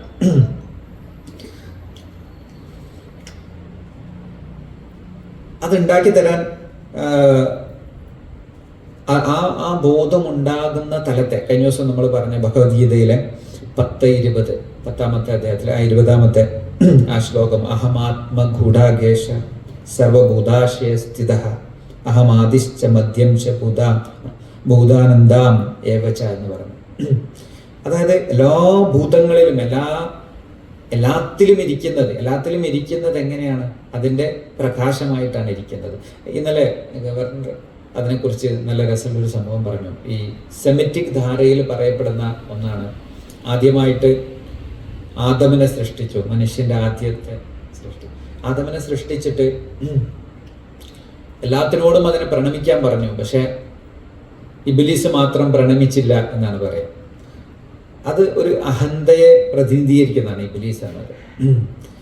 ഈ നമ്മുടെ അഹന്ത നമ്മിലിരിക്കുന്ന ആ ആദം എന്ന് പറയുന്ന ആ പ്രകാശത്തെ, ആ ദിവ്യപ്രകാശത്തെ, എല്ലാത്തിലും ഇരിക്കുന്ന ഈ സർവ്വഭൂതങ്ങളുടെയും അന്തരംഗത്തിൽ സ്ഥിതി ചെയ്യുന്ന പരമാത്മാവ്, ആ പരമാത്മാവിന് മുന്നിൽ സമർപ്പിതനാകാത്തത് ഏത് മാത്രമാണ്? നമ്മുടെ അഹന്ത മാത്രമാണ്. അതുകൊണ്ടാണ് അഹന്തയാണ് അവിടെ വെടിയേണ്ടത്. ആ അഹന്തയിൽ നിന്ന് രൂപപ്പെട്ട, ആ മനസ്സിൽ നിന്ന് രൂപപ്പെട്ട സർവ്വധർമ്മങ്ങളുടെയും അറിവുകളെയും ത്യജിക്കുമ്പോൾ മാത്രമേ ആ അകമയിരിക്കുന്ന ആ പരമ്പൊരുളിൽ, ആ ആദം എന്ന് പറയുന്നത് ആ ദൈവികതയുടെ സകല അസ്മാകളെയും സുഖകളെ, അതിൻ്റെ എല്ലാ നാമങ്ങളെയും ഉൾക്കൊണ്ടവനാണ്. ആ നാമങ്ങളാണ് അതിനകത്തിരിക്കുന്നത്. അതിനകത്തിരിക്കുന്ന ഈ ബോധത്തിലിരിക്കുന്ന ആ ദിവ്യപ്രകാശത്തിന് മുന്നിൽ ഒരിക്കലും പ്രണമിക്കാത്തവൻ ആരാണ്? നമ്മുടെ അഹന്തയാകുന്ന ഇബ്ലീസാണ്. അതൊരിക്കലും അതിന് മാത്രം പറ്റൂല. അതുകൊണ്ട് അതിനെ നീ കൊണ്ടുപോയിട്ട് വെക്ക്. അത് സമർപ്പിക്കാൻ ഏറ്റവും നല്ല മാർഗം, പല മാർഗങ്ങൾ പറഞ്ഞ്, ജ്ഞാനം കൊണ്ട് മനുഷ്യനെ പവിത്രീകരിക്കും. ജ്ഞാനം കൊണ്ട് നമ്മൾ ഈ ബോധത്തിലേക്ക് നമ്മൾ ഉണരുമ്പോൾ പവിത്രീകരിക്കുകയും സമർപ്പിതമാണ്. അതുപോലെ തന്നെ റൂമി പറയുന്ന ഏറ്റവും അത് പ്രണയത്തേക്കാൾ ശക്തമായി ആ സമർപ്പിക്കാൻ സാധ്യമാകുന്ന ഒന്നില്ല. അതാ പറഞ്ഞു, പ്രിയന്റെ പ്രിയം എന്താണ്? പ്രിയന്റെ പ്രിയം എന്ന് പറഞ്ഞാൽ നിന്റെ അഹന്ത മുഴുവനും വിട്ടിട്ട് അതിനു മുന്നിൽ പ്രണമിക്കലാണ്. ആ പ്രണാമത്തിന് സാധ്യമാകുന്ന ഏറ്റവും എളുപ്പമുള്ള വഴി. അതുകൊണ്ടാണ് ഈ ഗുരു ശിഷ്യ ബന്ധത്തിൽ അത് ഏറ്റവും സാധ്യമാണ്. ഗുരു എപ്പോഴാണോ ശിഷ്യന്റെ ഹൃദയം, നേരത്തെ പറഞ്ഞ രാധയുടെ ഹൃദയം ഏതൊരു സമയത്താണോ സമ്പൂർണമായിട്ട് ഏതൊന്നാണോ പ്രിയമെന്നറിഞ്ഞ ആ പ്രിയത്തിന് മുന്നിൽ തൻ്റെ സകല ഇച്ഛകളെയും, തൻ്റെ സകല വിചാരങ്ങളെയും, സകല അഹന്തയെയും അങ്ങ് വെടിയാൻ സാധ്യമാകുന്നത്. നമ്മൾ ഈ അർച്ചനകളൊക്കെ ചെയ്യുമ്പോൾ പല അർച്ചനകളും അങ്ങനെയാണല്ലോ, അല്ലേ? മുറിച്ചു കൊടുക്കുകയാണ്. എല്ലാ ബലിയും അതാണ്. ബലിയൊക്കെ അതിൻ്റെ പ്രതിയാണ്. നമ്മുടെ മനസ്സിനെയാണ് ബലിയെറുക്കേണ്ടത്. ബാക്കിയെല്ലാം അതിൽ നിന്ന് മാറുന്നതാണ്. യോഗവാസിഷ്ടത്തിലെ ശിഖിത്വജോപാഖ്യാനം എനിക്ക് പറഞ്ഞ നാളാണിത്. അപ്പോൾ അതിൽ പറയുന്നൊരു കഥയുണ്ട്. ബാലകൃഷ്ണൻ സാറിൻ്റെ ശിഷ്യായിരുന്നു ഒരാണ് എനിക്ക് ആദ്യമായിട്ട് ഈ യോഗവാസിഷ്ടത്തെക്കുറിച്ച് പറഞ്ഞു തന്നത്. അപ്പോൾ പെട്ടെന്ന് ഇങ്ങനെ മനസ്സിലോർമ്മ. അതിൽ പറയുന്നുണ്ട്, ശിഖിധ്വജൻ എന്ന് പറഞ്ഞ രാജാവിൻ്റെ ഭാര്യയായിരുന്നു ചൂടാല. അങ്ങനെ ഈ ചൂടാല ബോധപ്രാപ്തയായപ്പോൾ ഇദ്ദേഹത്തിന് ഭയങ്കരമായിട്ട് ആഗ്രഹം, ഇത് അങ്ങനെ പറ്റില്ലല്ലോ, ഭാര്യയാണല്ലോ, എനിക്കും അതാകണം. അങ്ങനെ അദ്ദേഹം രാജ്യത്തെ ഉപേക്ഷിച്ച്, ഏറ്റവും കുറഞ്ഞ വാക്കിൽ പറയാം, ഒരുപാട് വിശദമായിട്ട് യോഗവാസിഷ്ടത്തിൽ പറയപ്പെടുന്ന ഒന്നാണ്, എല്ലാം ഉപേക്ഷിച്ചു. അദ്ദേഹം രാജ്യത്തെ ഉപേക്ഷിച്ചു, കുട്ടികളെ ഉപേക്ഷിച്ചു, സമ്പത്ത് എല്ലാം വിട്ടിട്ട് അദ്ദേഹം അധികാരവും ചെങ്കോലൊക്കെ ഉപേക്ഷിച്ച് പോയിട്ട് പിന്നെ നിതാന്തമായ തപസ്സിലായി. അവസാനം തപസ്സിലായിട്ടും അദ്ദേഹത്തിന് ബോധപ്രാപ്തിയിലേക്ക് എത്താൻ പറ്റുന്നില്ല. ആ സമർപ്പണം സമ്പൂർണ്ണമാകാതെ അദ്ദേഹത്തിന് അപ്പോഴും ഒഴിയുന്നില്ല. ഒരു നിലക്കും അത് സാധ്യമാകുന്നില്ല. അങ്ങനെ സാധ്യമാകാതിരുന്ന് അദ്ദേഹം ഒടുവിൽ ചിതയൊരുക്കിയിട്ട് അതിൽ ചാടിയിട്ട് അവസാനം ആ സമാധിയാകാൻ എന്നുള്ള രൂപത്തിൽ അതിലേക്ക് പോവാണ്. ആ സമയത്ത് ചൂടാല മറ്റൊരു രൂപത്തിൽ വന്നു എന്നൊക്കെ പറഞ്ഞു. ആ പറഞ്ഞൊരു പോയിന്റ് ഇതാണ്. അപ്പോൾ അദ്ദേഹം പറയാണ്, ആ സമയത്ത് പറയാണ്, ഭാര്യയായിട്ട് വന്നാൽ അനുസരിക്കില്ല, വേറൊരു യോഗിയുടെ വേഷത്തിൽ വന്നു എന്നാണ് എൻ്റെ ഓർമ്മ. അങ്ങനെ ആ സമയത്ത് അദ്ദേഹം പറയാണ്, പിന്നെ ഞാനെല്ലാം കൊടുത്തു, എൻ്റെ സമ്പത്ത് കൊടുത്തു, എൻ്റെ കൊട്ടാരം കൊടുത്തു, ഭാര്യയും എല്ലാം ഉപേക്ഷിച്ചിട്ട് ഞാൻ സർവ്വം ഉപേക്ഷിച്ചിതാ വന്നിട്ട്, എന്നിട്ടും എനിക്ക് എന്താ സാധ്യമാകാത്തത്? ആ സമയത്ത് ഈ ചൂടാല പറയുന്നുണ്ട്, നിങ്ങളുടെ സമ്പത്ത് എന്നത് നിങ്ങളുടേതായിരുന്നില്ല, അല്ലേ? അത് നിങ്ങൾക്ക് പരമ്പരയായിട്ട് കിട്ടിയതാണ്. നിങ്ങളുടെ ഭാര്യ അത് നിങ്ങളിലേക്ക് ഒരുപാട് കാലം ഉണ്ടായിരുന്നു, നിങ്ങളിലേക്ക് വന്നു ചേർന്ന് പോകുന്നു. മക്കൾ നിങ്ങളുടേതായി. നിങ്ങളുടേതായിട്ട് എന്താണുള്ളത്? നിങ്ങൾ എന്താണ് ഉപേക്ഷിച്ചത്? നിങ്ങൾ എന്താണ് നിങ്ങളുടേതായി ഒന്നും നിങ്ങൾ സമർപ്പിച്ചിട്ടില്ല. നിങ്ങൾക്ക് സമർപ്പിക്കാൻ നിങ്ങളുടേതായിട്ട് ഒന്നേ ഉള്ളൂ, അത് നിങ്ങളുടെ മനസ്സാണ്. അത് മാത്രം സമർപ്പിച്ചിട്ടില്ല, ബാക്കിയെല്ലാം കൊടുത്തു. എന്നിട്ട് എങ്ങനെയാണ് നിങ്ങൾ ആ ബോധപ്രാപ്തിയിലേക്ക് ഉണരുന്നത്? ആകെ കൊടുക്കേണ്ടത് എന്തോ അത് മാത്രം കൊടുക്കാതെ ബാക്കിയെല്ലാം കൊടുത്തുകൊണ്ടേയിരിക്കുകയാണ് നമ്മൾ. യഥാർത്ഥത്തിൽ അത് മാത്രമാണ് സമർപ്പിക്കാനുള്ളത്. നമ്മുടെ അഹന്തയെയാണ്, നമ്മുടെ മനസ്സിനെയാണ് അവിടെ മുറിച്ചു കൊടുക്കേണ്ടത്. ആ തലത്തെ ആണ് പറഞ്ഞത്. ആ മനസ്സിനെ അവിടെ നിന്ന് വിട്ട് കൊടുക്കുന്നത് എപ്പോഴാണോ അപ്പോൾ മാത്രമേ എന്താകുള്ളൂ, ഈ പരമാത്മ ബോധം, നിന്റെ അകമേയിരിക്കുന്ന പരമാത്മ ബോധം പ്രകാശപൂർണമാകുന്നുള്ളൂ. അതുകൊണ്ടാണ് ആ സ്ഥലത്ത് പറഞ്ഞത് സർവചരാചരൻ അഹമാദിശ്ച മദ്യം ച. നമ്മൾ ഇന്നലെ ഖജ ദിൽ മുഹമ്മദിന്റെ ഉറുദുവിൽ അത് പറഞ്ഞു. കുറച്ചുകൂടി ഉറുദുവിന്റെ ഭാഷ വളരെ മനോഹരമാണ്. ഉറുദുവിന്റെ ഭാഷ അത്രയും ലളിത സുന്ദരമായിട്ട് പറയും ചിലപ്പോൾ. അതുകൊണ്ട് ഉറുദു അറിയുന്ന ആൾക്ക് പെട്ടെന്ന് മനസ്സിലാവും. അദ്ദേഹം പറയുന്നത് സുൻ അർജുന, നീ കേൾക്കുക, മേഹം ആത്മൻ ബിൽ യഖീൻ, ഞാനാണ് യഥാർത്ഥത്തിൽ. യഖീൻ എന്ന് പറഞ്ഞ സൂഫികൾ ഉപയോഗിക്കുന്ന ഒരു പ്രയോഗം. യഖീൻ എന്ന് പറഞ്ഞാൽ ഒരു ദൃഢബോധ്യമാണ്. ഞാൻ തന്നെയാണ് ആത്മാവ് എന്ന് പറയാണ് കൃഷ്ണൻ അർജുനൻ. ഞാൻ തന്നെയാണ് മേഹും ആത്മൻ ബിൽ യഖീൻ ജോ ഹെ ജാൻദാരോ കെ ദിൽ മേ മക്കീൻ. എല്ലാ ഉദ്ഭൂതമായ എല്ലാ സർവഭൂതങ്ങളുടെയും ഉള്ളിൽ വസിക്കുന്നവൻ ഞാനാണ് എന്ന് പറയും. മേഹും മിസ്ല ജാൻ അഹ്ല ജാൻ മേ നിഹാൻ മേ അവൽ മേ ആഖിർ മേഹും ദർമിയാൻ. ഞാനാണ് ആദ്യം, ആഖിർ അന്ത്യവും ഞാൻ തന്നെ, മേഹും ദർമിയാൻ അതിനിടയിലുള്ളത് അത്രയും ഞാൻ തന്നെ. ആ ബോധമാണ് എല്ലാം, ആദ്യവും അന്ത്യവും ഇടയിലുള്ളതും, പിന്നെ വേറൊന്നില്ല യഥാർത്ഥത്തിൽ. ആ ബോധം ഇങ്ങനെ ഉള്ളിൽ പതിയണമെങ്കിൽ, അതിന് സമ്പൂർണമായിട്ട് കീഴ്പ്പെടണമെങ്കിൽ നേരത്തെ പറഞ്ഞ ജ്ഞാനം കൊണ്ട് സാധ്യമാണ്. അതുപോലെ തന്നെ ഭക്തിമാർഗത്തെ പറയുന്നുണ്ട്, പ്രണയം കൊണ്ട്. അതിന് പിന്നെ അറിവൊന്നും ആവശ്യമില്ലാത്ത വിധത്തിലുള്ള ഒരു സമ്പൂർണമായ സമർപ്പണം അറിയാതെ അങ്ങ് ഭവിച്ചു പോകുന്നതാണ്. അതുകൊണ്ടാണ് നേരത്തെ പറഞ്ഞ അവനെ തന്നെ പ്രണയിച്ചതിൽ നിന്നാണ് ഈ പ്രപഞ്ചമുണ്ടായത് എന്ന് പറഞ്ഞത്. ആ പ്രണയം എന്ന് പറയുന്നത് തന്നെ അവന്റെ ഭാവമാണ്. ആ ദൈവികത എന്ന് പറയുന്നത് എന്തോ അത് തന്നെ പരമപ്രണയമാണ്. ആ പ്രണയത്തെയും അതിൻ്റെ ആനന്ദത്തെയുമായിരുന്നു കൃഷ്ണൻ ഇങ്ങനെ പാട്ടുപാടി നൃത്തം ചെയ്ത് ലോകത്തേക്ക് കൊടുത്തത്. അതുകൊണ്ടാണ് ഓഷോ ഇന്നലെ പറഞ്ഞത്, ബുദ്ധൻ എവിടെയാണോ അവസാനിക്കുന്നത് അവിടെയാണ് കൃഷ്ണൻ തുടങ്ങുന്നത്. അവിടെ തുടങ്ങാൻ കഴിയും. കാരണം എന്താ പറഞ്ഞാൽ അതുവരെയുള്ള നമ്മുടെ ഒരു ത്യാഗത്തിന്റെ, ധ്യാനത്തിന്റെ ഒരു തലമാണ്, ഒരു ജ്ഞാനത്തിന്റെ തലമാണ്. അത് അവസാനിക്കുന്നിടത്ത് തുടങ്ങുന്നതാണ് കൃഷ്ണൻ. ഈ സൂഫിസത്തിലും ഇതുപോലെ തന്നെ ധ്യാനത്തിന്റെയും മറ്റ് പല ധാരകളുണ്ട്. പക്ഷെ റൂമിയെ നമ്മൾ പറയുന്നത്, റൂമി ഈ ബോധത്തെ ഉൾക്കൊണ്ടവനാണ്, ആ ബോധത്തെ പകർന്നവനാണ്. അതുകൊണ്ട് വിശുദ്ധ ഖുർആനിൽ ഇതേ സാധനം ഇപ്പൊ നമ്മൾ പറഞ്ഞ മേം അവൽ മേ ആഖിർ മേഹും ദർമിയാൻ എന്ന് പറഞ്ഞ അഹം ആദിശ്ച മദ്യം ച എന്ന് പറഞ്ഞ ഭാഗത്ത് വിശുദ്ധ ഖുർആനിലെ 57-ാമത്തെ അധ്യായത്തിലെ 3-ാമത്തെ സൂക്തത്തിൽ പറയുന്നത് ഹുവൽ അവ്വലു വൽ ആഖിറു വല്ലാഹിറു വൽ ബാത്തിൻ എന്നാണ്. അവൻ ആദ്യൻ അവനാണ്, അവസാനവും അവൻ തന്നെയാണ്. ഹുവൽ അവ്വലു വൽ ആഖിറു വല്ലാഹിറു വൽ ബാത്തിൻ. രണ്ട് പ്രയോഗങ്ങളും ഇതുപോലെ. ലാഹിർ എന്ന് പറഞ്ഞാൽ പ്രത്യക്ഷനായവനും അവനാണ്. സാമാന്യ അർത്ഥത്തിൽ ഈ പ്രത്യക്ഷത ദൈവം അദൃശ്യനാണ്. സെമിറ്റിക് മതങ്ങളെല്ലാം പറയുന്നത് ദൈവം അപ്രത്യക്ഷനാണ്, അല്ല അദൃശ്യനാണ്, ഗൈബാണ്. പക്ഷെ ഇവിടെ പറയുന്നത് ലാഹിറാണ്, അവൻ പ്രത്യക്ഷനാണ്. ഈ പ്രത്യക്ഷത എത്രയും അവനല്ലാത്തതല്ല എന്ന ബോധത്തിലേക്കാണ് ഇതിനെ ഗുരുക്കന്മാർ പറയുന്നത്. ആ ബോധത്തിൽ എത്തിയവനുള്ളതാണ് ഇവിടെയാണ് ലാഹിർ എന്ന് പറയുന്നത്. പിന്നെ പറയാണ് വൽ ബാത്തിൻ. ബാത്തിൻ എന്ന് പറഞ്ഞാൽ അദൃശ്യമായതും അവൻ തന്നെയാണ്, ദൃശ്യമായതും അവൻ തന്നെയാണ്. അല്ലെ, ദൃശ്യവും അദൃശ്യവും അല്ലല്ലോ. ആദ്യവും അന്ത്യവും ഇതെല്ലാം നമ്മുടെ ബുദ്ധിക്ക് മനസ്സിലാക്കാൻ വേണ്ടിയിട്ട് പറയുന്നതാണ്. ആദ്യവും അത് തന്നെയാണ്, അന്ത്യവും അത് തന്നെയാണ്. അതുപോലെ തന്നെ വിശുദ്ധ ഖുർആനിൽ 50-ാമത്തെ അധ്യായത്തിൽ 16-ാമത്തെ സൂക്തത്തിൽ പറയുന്ന വനഹ്നു അഖ്റബു ഇലൈഹി മിൻ ഹബ്ലിൽ വരീദ് എന്നത്, ഞാൻ മനുഷ്യന്റെ അവന്റെ പ്രാണഞരമ്പിനേക്കാൾ അടുത്താണ് ഇരിക്കുന്നത്. ആ ജുഗുലാർ വെയിൻ എന്ന് പറയുന്ന അതാണ് അതിന്റെ സാധാരണ പറയുന്നത്. ഈ കണ്ഠനാടി അവന്റെ പ്രാണഞരമ്പിനേക്കാൾ അടുത്തിരിക്കുന്നു എന്ന് പറയുന്നു. ഇതിനെയും സൂഫികൾ ഇതേ ഉദ്ദേശത്തിലാണ് പറയുന്നത്. നേരത്തെ പറഞ്ഞ എല്ലാത്തിനുമില്ല സർവഭൂതാശയ സ്ഥിത അഹമാത്മഗുഡാകേശ, ആത്മൻ ഞാൻ തന്നെയാണ്, അതെല്ലാത്തിലും വസിക്കുന്നതാണ്. അത് തന്നെയാണ് ഇത് ഇവിടെ പറയുന്നത്. അതിൻ്റെ ഏറ്റവും നിന്റെ പ്രാണഞരമ്പിനേക്കാൾ സമീപസ്ഥനായിരിക്കുന്നത് ഞാൻ തന്നെയാണ്. ഏതോ അദൃശ്യ ലോകത്ത്, ആകാശ ലോകത്ത് ഇരിക്കുന്നതല്ല, നിന്നിൽ തന്നെ ഇരിക്കുന്നതാണ്. ഇങ്ങനെ കൃത്യമായിട്ട് അതിൻ്റെ അകത്തേക്ക് പ്രവേശിക്കും. ഗുരുക്കന്മാരിലൂടെ അറിയുമ്പോൾ മാത്രമേ നമുക്ക് അങ്ങനെയുള്ളതിനെ തിരിച്ചറിയാൻ പറ്റും. അതാണ് അതിനെ റൂമി മനസ്സിലാക്കി തന്നത്. എന്നിട്ട് അതിനെ നീക്കാൻ ആ അത്രയും അടുത്തിരുന്നിട്ടും നമുക്കത് അറിയാൻ പറ്റുന്നില്ല. ഏറ്റവും സമീപസ്ഥമായതിനെയാണ് നമുക്ക് പലപ്പോഴും അറിയാൻ പറ്റാതെ. എവിടെയാണ് ഒളിച്ചിരിക്കാന്ന് അതിനെക്കുറിച്ച് സൂഫികൾ പറയുന്നുണ്ട്.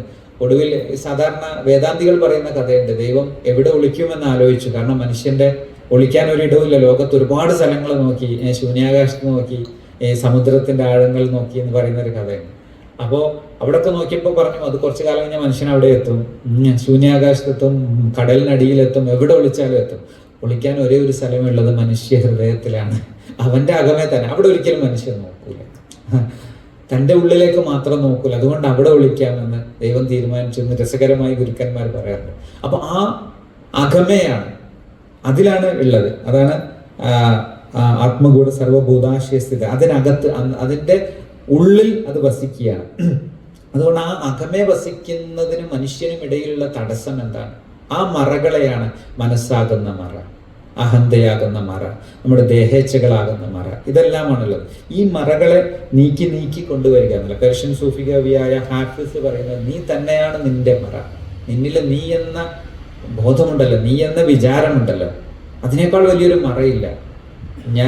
റൂമി പറയുന്നുണ്ട്, എല്ലാ വിഗ്രഹങ്ങളും സർപ്പങ്ങളാണെങ്കിൽ, നമ്മുടെ ദൈവമല്ലാത്തതിനെ പൂജിക്കുന്നതിനെ കുറിച്ച് പറഞ്ഞത്, ഇതെല്ലാം സർപ്പം. ഏറ്റവും വലിയ വിഗ്രഹം എന്നത് ഏറ്റവും വലിയ ദൈവികതക്ക് തടസ്സമായിരിക്കുന്ന വിഗ്രഹം എന്നത് നിന്റെ സ്വത്വം തന്നെയാണ്. നിന്റെ സ്വത്വത്തെക്കാൾ വലിയ വിഗ്രഹമില്ല, നിന്റെ മനസ്സിനേക്കാൾ വലിയ പ്രതിമകളൊന്നുമില്ല.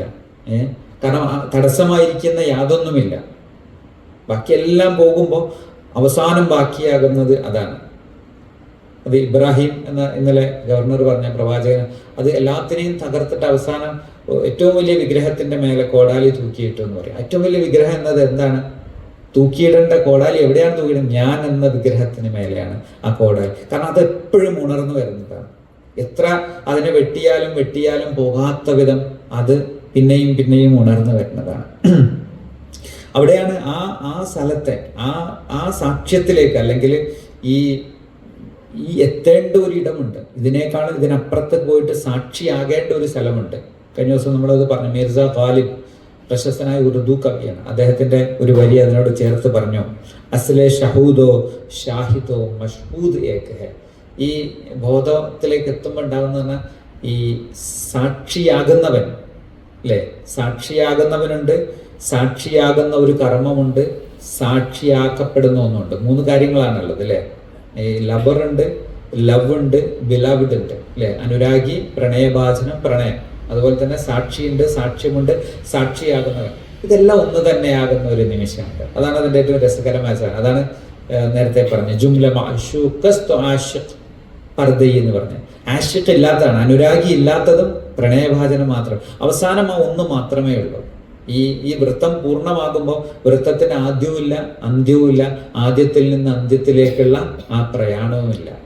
ഇത് 3ഉം ഇല്ലാതാകുന്ന നിമിഷം. ആ നിമിഷത്തെ ബോധ്യപ്പെടുത്തുകയാണ് ഈ നൃത്തം. നമ്മൾ പറഞ്ഞ ആ നൃത്തത്തിൽ സംഭവിക്കുന്നത്, ആ നൃത്തത്തിൽ ഇങ്ങനെ അതിനെക്കുറിച്ച് വിശദമായിട്ട് പറയാം. ഈ സൂഫികളുടെ നൃത്തം എന്താണെന്നതിനെ കുറിച്ചിട്ട്. ആ സൂഫികളുടെ നൃത്തം തന്നെ അത് ബോധ്യപ്പെടുത്തുന്ന ആ നൃത്തത്തിലൂടെ അങ്ങ് അലിഞ്ഞ നിശ്ചലതയെ പൂർണ്ണമായി അനുഭവിക്കുക. ഒരു നിമിഷത്തിൽ ആ നർത്തകനില്ലാതെ നൃത്തം മാത്രം ബാക്കിയാകുന്ന നിമിഷമാണ്. ആ നിമിഷത്തെ അനുഭവിക്കാൻ വേണ്ടിയിട്ടാണ് അത് പറയുന്നത്.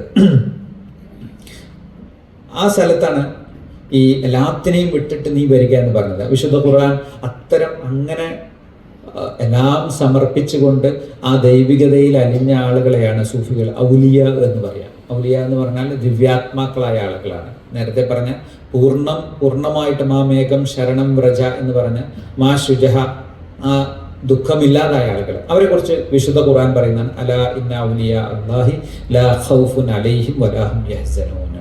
അതായത് അവര് ദുഃഖിക്കുന്നവരോ ഭയപ്പെടുന്നവരോ അല്ല. ഈ ദുഃഖവും ഭയവും ഇല്ലാതാവുക എന്ന് പറഞ്ഞാൽ, ദുഃഖവും ഭയവും എന്നത് രണ്ടും ഒന്ന് ഭാവിയുടേതോ ഭൂതത്തിൻ്റെതോ ആണ്. ഭാവിയിൽ നിന്നും ഭൂതത്തിൽ നിന്നും മനുഷ്യനെ അലട്ടുന്ന എല്ലാ തലത്തിൽ നിന്നും മുക്തരാക്കുന്നതാണ്. അവൻ ആ നിമിഷത്തിന്റെ സന്തതിയാണ്. ആ നിമിഷം, ആ സമയം, ഈ നിമിഷം എന്ന് പറയുന്ന ഓഷോക്ക് അതിന് ഹിയർ ആൻഡ് നൗ എന്ന് പറയാറ്. ഇപ്പോൾ ഇവിടെ ഈ നിമിഷത്തിലാണ് ദൈവികതയുള്ളത്. നമ്മൾ അനുഭവിക്കുന്ന ഈ നിമിഷം നമുക്ക് യഥാർത്ഥത്തിൽ നമ്മുടെ പാസ്റ്റ്, കുറച്ച് മുമ്പത്തെ സമയം കഴിഞ്ഞു പോയതാണ്, ഇനി വരാനിരിക്കുന്നതാണ്. ഇതിന്റെ രണ്ടിനെ ഇടയിലുള്ള പ്രസന്റ് എന്ന് പറയുന്ന ഒരു നിമിഷം. ഈ പ്രസന്റ് ആണ് യഥാർത്ഥത്തിൽ നമ്മളുടെ ഏറ്റവും വലിയ പ്രസന്റ്, ഏറ്റവും വലിയ സമ്മാനം, അല്ലേ? ഈ പ്രസന്റ് എന്ന് പറയുന്ന ഈ നിമിഷത്തേക്കാൾ വലിയൊരു സമ്മാനം നമുക്കില്ല. അതിനെ പക്ഷെ നമ്മൾ അനുഭവിക്കുന്നില്ല എന്നുള്ളതാണ്. നമ്മൾ അനുഭവിക്കുന്നത് അത് കഴിഞ്ഞിട്ടാണ്, അല്ലേ? ഈ പ്രസന്റിന്റെ അനുഭവത്തെ നമ്മളെപ്പോഴും ഫോട്ടോ എടുത്ത്, നമ്മൾ ട്രിപ്പ് പോകുമ്പോൾ, ടൂർ പോകുമ്പോൾ ആളുകൾ ചിലപ്പോൾ ഫോട്ടോ എടുക്കൽ മാത്രമായിരിക്കും ഉണ്ടാവുക.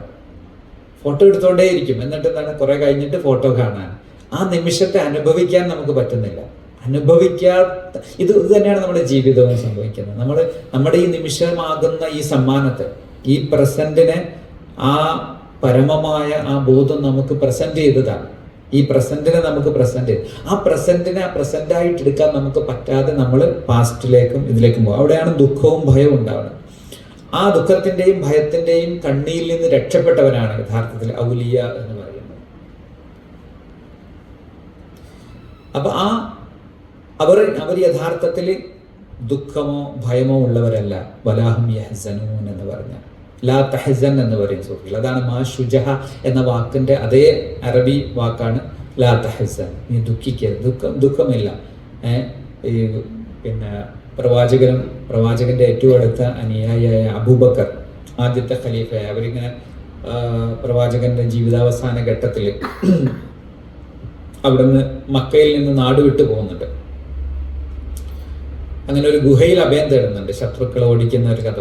ആ സമയത്ത് വല്ലാത്തൊരു ഭീതിപ്പെടുന്ന സമയത്ത് പറഞ്ഞു ലാ തഹ്സൻ ഇന്നല്ലാഹ മഅന എന്ന് പറയുന്നത്. നിശ്ചയമായിട്ടും ആ പരമ്പൊരുൾ, ആ ദൈവികത നമ്മോടൊപ്പമുണ്ട്, അള്ളാഹു നമ്മോടൊപ്പമുണ്ട്. അതുകൊണ്ട് ആ ബോധമാണ് ഏതൊരു സമയത്തും ഈ ഉള്ളിലിരിക്കുന്ന ആ പരമാത്മ ബോധം അകമേ ഉണ്ടാവുകയും ആ ബോധത്തിൽ നിത്യസാക്ഷിയാവുകയും ചെയ്യുമ്പോൾ, നേരത്തെ പറഞ്ഞ അസ്ലെ ഷാഹിദോ മഷ്ഹൂദ് ഏകഹ എന്ന ആ ഏകതയുടെ ബോധത്തിൽ, അതാണ് യഥാർത്ഥത്തിൽ തൗഹീദ് എന്ന് പറയുന്ന ആ ഏകത, ആ വണ്ണസിന്റെ ബോധത്തിലേക്ക് നമ്മൾ എത്തുമ്പോൾ മാത്രമാണ് അത് സംഭവിക്കുക. അവിടെയാണ് ദുഃഖമില്ലാതാവുക എന്ന് പറയുന്നത്. അതുകൊണ്ട് ആ സ്ഥലത്തെ കുറിച്ചിട്ട് റൂമി പറയുന്നത്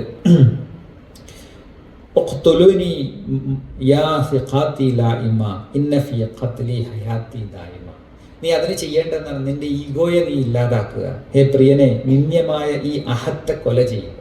ഈ അഹത്തെ കൊല ചെയ്യുക. അത് സൂഫികളും വേദാന്തികളും യോഗികളും ഒക്കെ ഏറ്റവും കൂടുതൽ ഇതിനു വേണ്ടിയിട്ടുള്ള പരിശ്രമത്തിന്റെ പല രീതികളാണ്. അഹന്തയെ കൊല ചെയ്യാൻ അതിൻ്റെ ഏറ്റവും പൂർണ്ണമായ രൂപത്തിലാണ് ആ സമർപ്പണം വരുന്നത്. പക്ഷെ അതിന് പല പല കർമ്മങ്ങളുണ്ട്, പല അനുഷ്ഠാനങ്ങളുണ്ട്, പല രീതികളുണ്ട്. അതെല്ലാ കാലത്തും ഓരോ ശിഷ്യനും എന്താണോ അങ്ങനെ അവനെ ബോധ്യപ്പെടുത്താൻ, അവനെ അതിൽ നിന്ന് ആ കണ്ണിയിൽ നിന്ന്, ആ ചക്രത്തിൽ നിന്ന് മുക്തമാക്കാൻ ചെയ്യേണ്ടത്, അത് ആ കാലഘട്ടത്തിന്റെ ഗുരുവിന് മാത്രം അറിയുന്നതാണ്. ഓരോ ഗുരുക്കന്മാരും ഓരോ ധാരയിലൂടെ സഞ്ചരിച്ച് ആ ധാരയിൽ വരുന്ന ശിഷ്യ ഹൃദയങ്ങളെ അവിടെ നിന്ന് മുക്തമാക്കാൻ അവർ കൊടുക്കുന്ന ഒരു രീതിയാണത്. അതുകൊണ്ട് അതിന് ആ അഹത്തിന്റെ സ്ഥൂലരൂപമായ എല്ലാ തലത്തിലും അവർ ഈ സ്ഥലത്തെയാണ് കഴിഞ്ഞ ദിവസം നമ്മൾ പറഞ്ഞത്. ഗവർണറുടെ ഒരു പുസ്തകമുണ്ട്, text and context, Quran and contemporary challenges എന്ന് പറഞ്ഞിട്ട്. അദ്ദേഹം ഈ വിഷയത്തിൽ നല്ല ജ്ഞാനമുള്ള ആളാണ്. അപ്പോൾ അദ്ദേഹത്തിൻ്റെ പുസ്തകത്തിൽ ഹിസ്റ്ററി എന്നൊരു പാർട്ടുണ്ട്. ആ പുസ്തകത്തിൽ അതിൽ 3 ഗുരുക്കന്മാരാണ്, 3 സൂഫി തലത്തിലുള്ള ഗുരുക്കന്മാരെ എടുത്തിട്ടുണ്ട്. ഒന്ന് ഹുസൈനാണ്. കർബല എന്ന ഇസ്ലാമിക ചരിത്രത്തിലുള്ള ഒരു യുദ്ധമാണ്. പ്രവാചകന്റെ പൗത്രനാണ് അദ്ദേഹം.